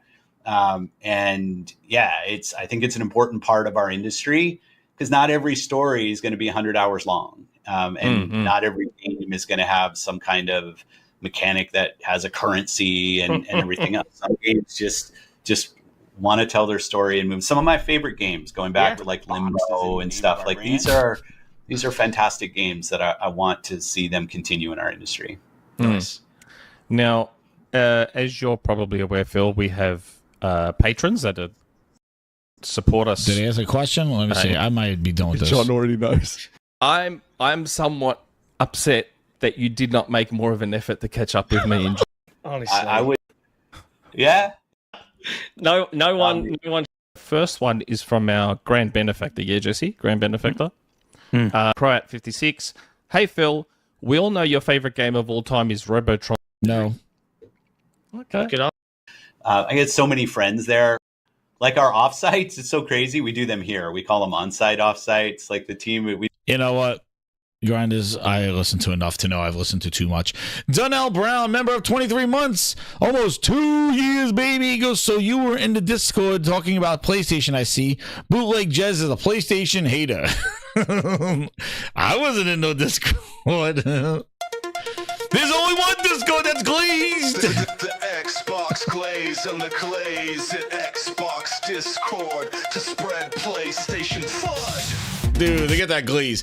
I don't know, man. Listen, I think this was more of just the same old Phil Ness. It is brain rot compost. Like I just, it's the same stuff. Like the major things that he said. The other thing that it was in this interview, I think it was before that, was that he asked the question if will we see logos? And he said, moving forward, you will see logos of PlayStation, Nintendo with their games in their showcases. And I think a lot of people will take it like, oh my God, that's horrible. That's not that. But you know what? It is what it is. They're multi-platform. And they're trying to straddle this line that they're going to put their games everywhere, but they're still building a platform. They're not. Like it's done. Like it's either or. Like you think that these numbers are dismal. It's going to continue to drown out. And when GTA 6 comes out, there's only going to be one choice to where to play. When everybody upgrades from their PS4, when everybody upgrades from their Xbox Ones or whatever they're going to, there's one choice, and it's going to be the PlayStation 5 or the Pro. Xbox is going to be, that's why I said they did this the worst year that they needed to do this. They should have at least waited till GTA 6 came out to see if that did a little spark in their console. And the fact that they didn't is proof that they don't care about the console at all. They don't care. Because if they said, hey, you know what, GTA 6 may make us get a couple of consoles and get some new Game Pass subscribers and all, they would have banked on it, but there's too much pressure and they're just doing it. It's on YouTube. It's on YouTube. And actually, that's a good reminder, Michael, because I want to definitely to wrap this up with that one of the phrases that Cole Moriarty said in his interview. So let me just see. I have that here. And that was good. Thanks for reminding me there, because I wanted to play that there. Whoops, right here. Yeah, and I said there was so much stuff going on. It was just here. I'm not much. Cole Moriarty said this. I think it was like around here. I'm gonna have to find it. So hold on, bear with me. Nonetheless, an option that in subs for a fraction of what it would cost. Destructive product when you consider how it eroded other parts of Xbox's business. If you're this is Cole Moriarty's thing. This part right here. The reality is this: Game Pass is a wildly unsustainable and even destructive product when you consider how it eroded other parts of Xbox's business. If you're putting Call of Duty on Game Pass, a major promise behind the deal with the FTC to get this thing across the finish line, you simply cannot make back that series' insane level of cost by selling Game Pass subscriptions to transient subs for a fraction of what it would cost to just buy the game new. Microsoft no doubt started learning this in the years leading up to the deal, in which fewer and fewer third parties showed any interest in launching games into Game Pass on the back of ever diminishing returns, while Xbox taught its own audience not to buy games, but rather subscribe to a service that would give them away at a reasonable monthly fee. Game Pass is a wonderful pro-consumer idea, no doubt, but the numbers don't add up. And you can just look at Microsoft's recent financials for yourself, wherein, without the Activision deal and the numbers that it added to the bottom line, Xbox's games business would actually be shrinking, which I don't need to tell you is a catastrophic situation for any consumer brand. It's a great idea to buy Bethesda and put Starfield on Game Pass, but how much more could have been made if it was merely sold a la carte? We'll find out when it comes to PlayStation 5 and Nintendo Switch 2, but the numbers speak for themselves. And this is something that internally, Microsoft executives really understood and even forewarned about, which is likely why other entities seem to be controlling Xbox now, with a series of executive figureheads carrying out directives they didn't and likely still don't believe in. It's clear that Phil Spencer and his team have tenuous at best control over the enterprise at this point, contradicting years of messaging and marketing to go in an entirely different direction. This was the moment that Microsoft flew too close to the sun. Yeah, it was a great video on his thing, but that part I thought was pretty crazy because it talks about how the Game Pass bet really backfired on them and they doubled down and all that stuff, and it really hurt them with all that what they're in right now. And that's why that 70% is needed in order to do the portfolios and the shows that they do. And that's what he said. You know, it's needed. It's helpful. It's not, you know, it's not extra money. It's actually, they need to do this. And you see the rate that they're putting these games, and they're announcing these games going to PlayStation. They're just throwing them out there as quickly as possible. There's no rhyme or reason. They're just, whenever they're done, go, because they need that money. They spent too much. And they're in this pickle. And that's the thing that people just like, they give them so much credit that they think that they're like read some sort of future. Like they came back from the future and Microsoft sees this future and they're just like, they're going to create it. And it's like, no, man, they're incompetent. They don't know what they're doing. They made bad bets and now they're sleeping in their bed and they're trying to hang in there. And I'm telling you, these games, there's so much stuff coming to PlayStation 5. There's so much stuff coming to Switch 2. The Xbox games are just another thing that's coming. And will they don't even stand their time. Like, guys, the Indiana Jones was everywhere. It was everywhere. It didn't even crack the top 10 in sales. You know, people talk about 35 million Game Pass subs that they announced last year. Does anybody think how many platforms Game Pass is available on? You want to talk about attach rates and like, oh, well, Astrobot sold 1.5 million, but there's 75 million PlayStations out there. That's sold. Did anybody want to use those same numbers with Game Pass subscriptions? Game Pass is on every goddamn PC known to man, on every phone. Every Android, Apple phone, Samsung TV, LG TV, Oculus Quest. Game Pass is available everywhere except PlayStation, Nintendo. And it got 35 million subs. It's on millions to billions of devices, or trillions of devices. 3 trillion Windows PCs. We're talking trillions to 35 million. Attach rates. Keep that same energy when you want to talk about attach rates. Because nobody brings up that. They go, 35 million, that's great. That's more than 27. It's like, yeah, but Game Pass is everywhere. Everywhere. Trillions of devices. 3 months free with every PC you buy. And it only scrounged up 35 million subscribers. Cloud is globally 35 million. How are those attach rates? Great circle is Thank you, Lone Game. I appreciate it. But it's true. Like, you don't want to talk about numbers. They put themselves in this. They're not growing. And they're hiding all their numbers. Sony and Nintendo show exactly what they sell and what they ship. But yeah, it's been crazy out there. And the spinning of trying to diminish the gaming industry because Xbox is bringing it all down because they made bad bets. Why don't you call out the bad bets and go, Microsoft, you did this to yourself. No money hats, no exclusives. You tried the exclusive with Starfield and you sat there right there and justified 30 frames on console saying it was a design choice. But then months later, you did 60 frames. What happened to the design choice? Really? And he's right. Without Activision Blizzard King, you're with Bethesda, ZeniMax, and all the studios you bought in 2018, you'll be going backwards.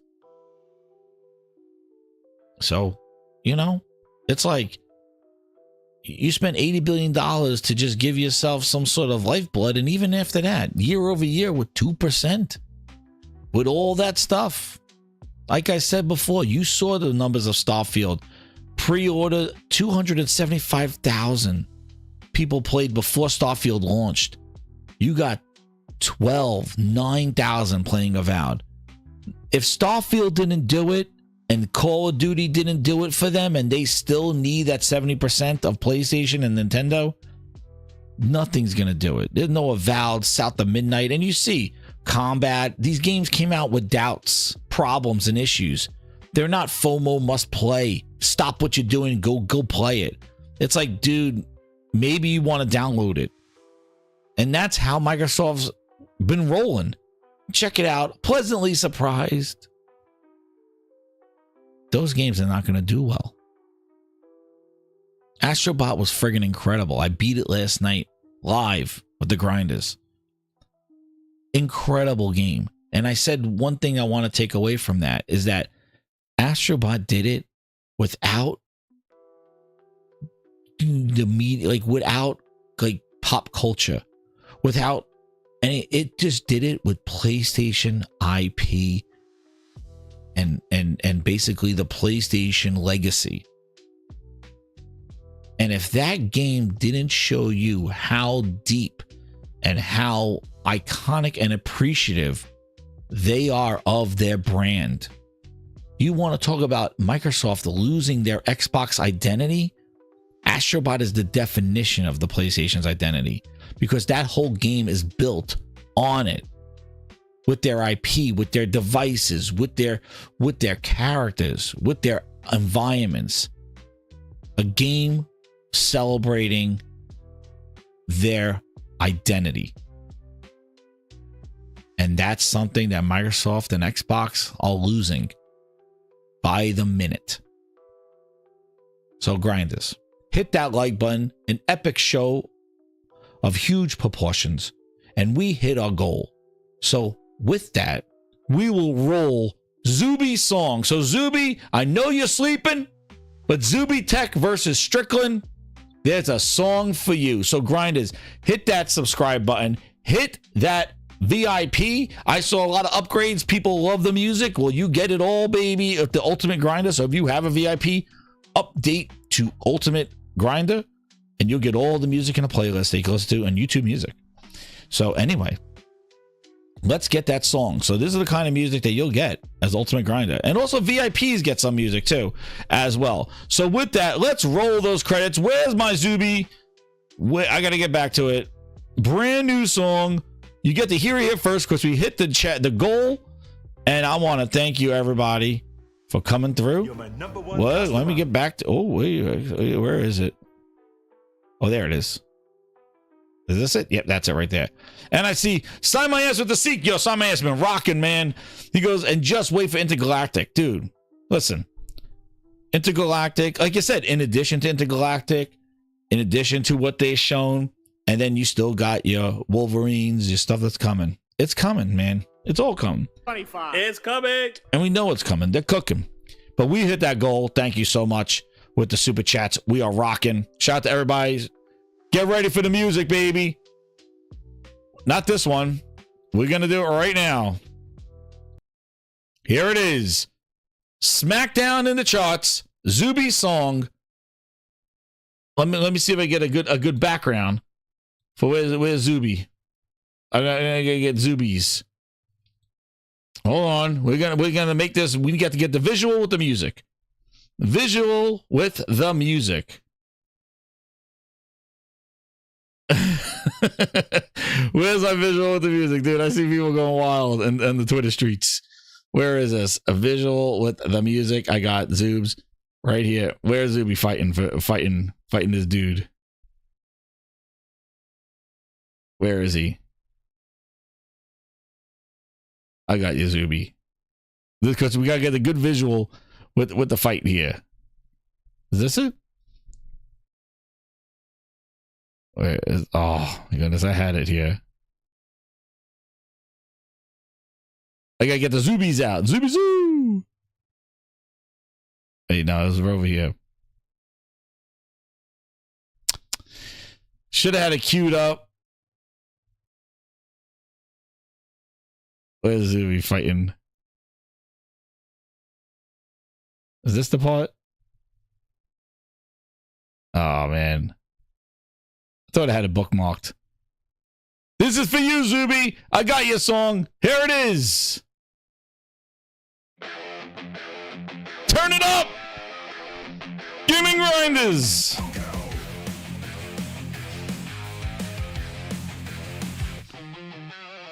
Stepped into the ring without a single doubt. Derek's numbers couldn't stand, they barely had the clout. Truth was on the table, facts were going wild. Xbox claims to solve like a magic trick to file. Zuby's got the facts swinging like a beast. Derek's data crumbles, now the falsehoods cease. Shots don't lie, my friend, truth is the king. Xbox fake numbers, no match for Zuby's sting.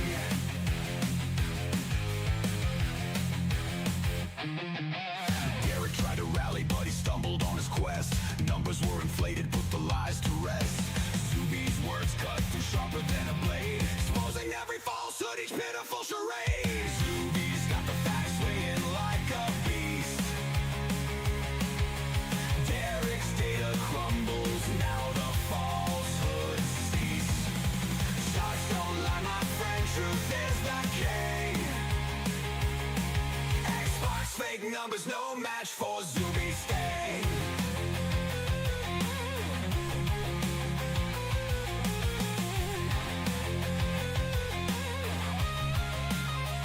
Get him, Zuby! In the world of digits, only truth survives. Can't build up your story using hollow jive. Zuby stands a tower of facts, solid and true. Derek's numbers fall like the morning dew.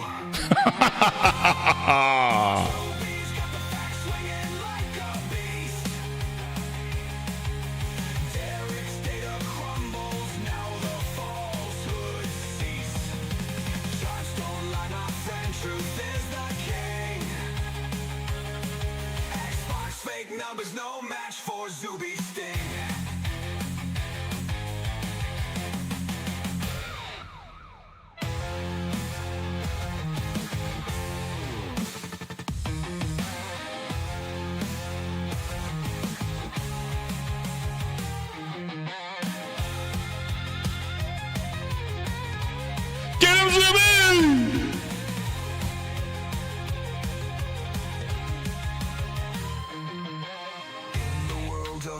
digits, only truth survives.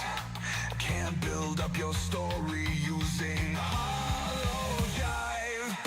Zuby stands a tower of facts, solid and true. Derek's numbers fall like the morning dew. Zuby's got the facts swinging like a beast.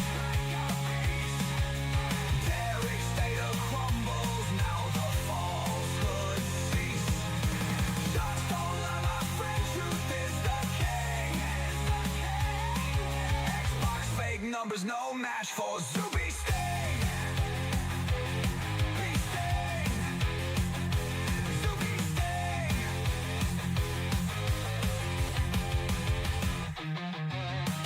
We need an encore right now. Let's go. Hit that like button, Zuby. Wake up.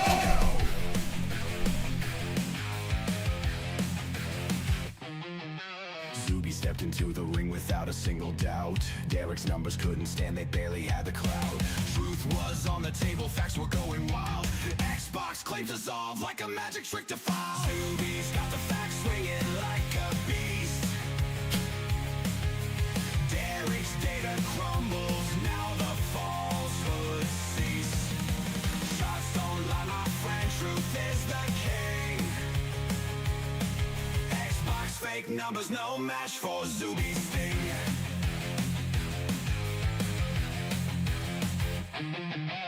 Derek tried to rally, but he stumbled on his quest. Numbers were inflated, put the lies to rest. Zuby's words cut through sharper than a blade, exposing every falsehood, each pitiful charade. Zuby's got the facts swinging like a beast. Derek's data crumbles, now the falsehood cease. Shots don't lie, my friend, truth is the king. Xbox fake numbers, no match for Zuby Sting.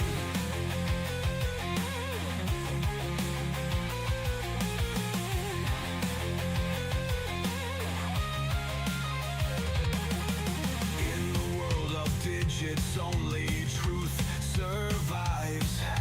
Can't build up your story using hollow jive. Zuby stands a tower of facts, solid and true. Derek's numbers fall like the morning dew. 25. It's coming. He's got the facts swinging like a beast. Derek's data crumbles, now the falsehood cease. Shots don't lie, my friend, truth is the king. Xbox fake numbers, no match for Zuby Sting.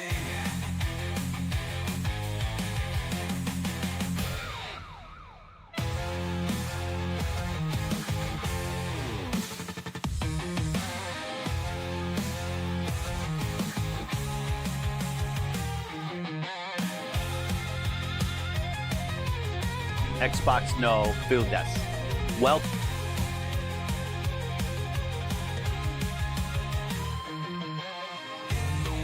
It's coming. Only truth survives. Can't build up your story using hollow jive. Zuby stands a tower of facts, solid and true. Derek's numbers fall like the morning dew. 25. It's coming. He's got the facts swinging like a beast. Derek's data crumbles, now the falsehood cease.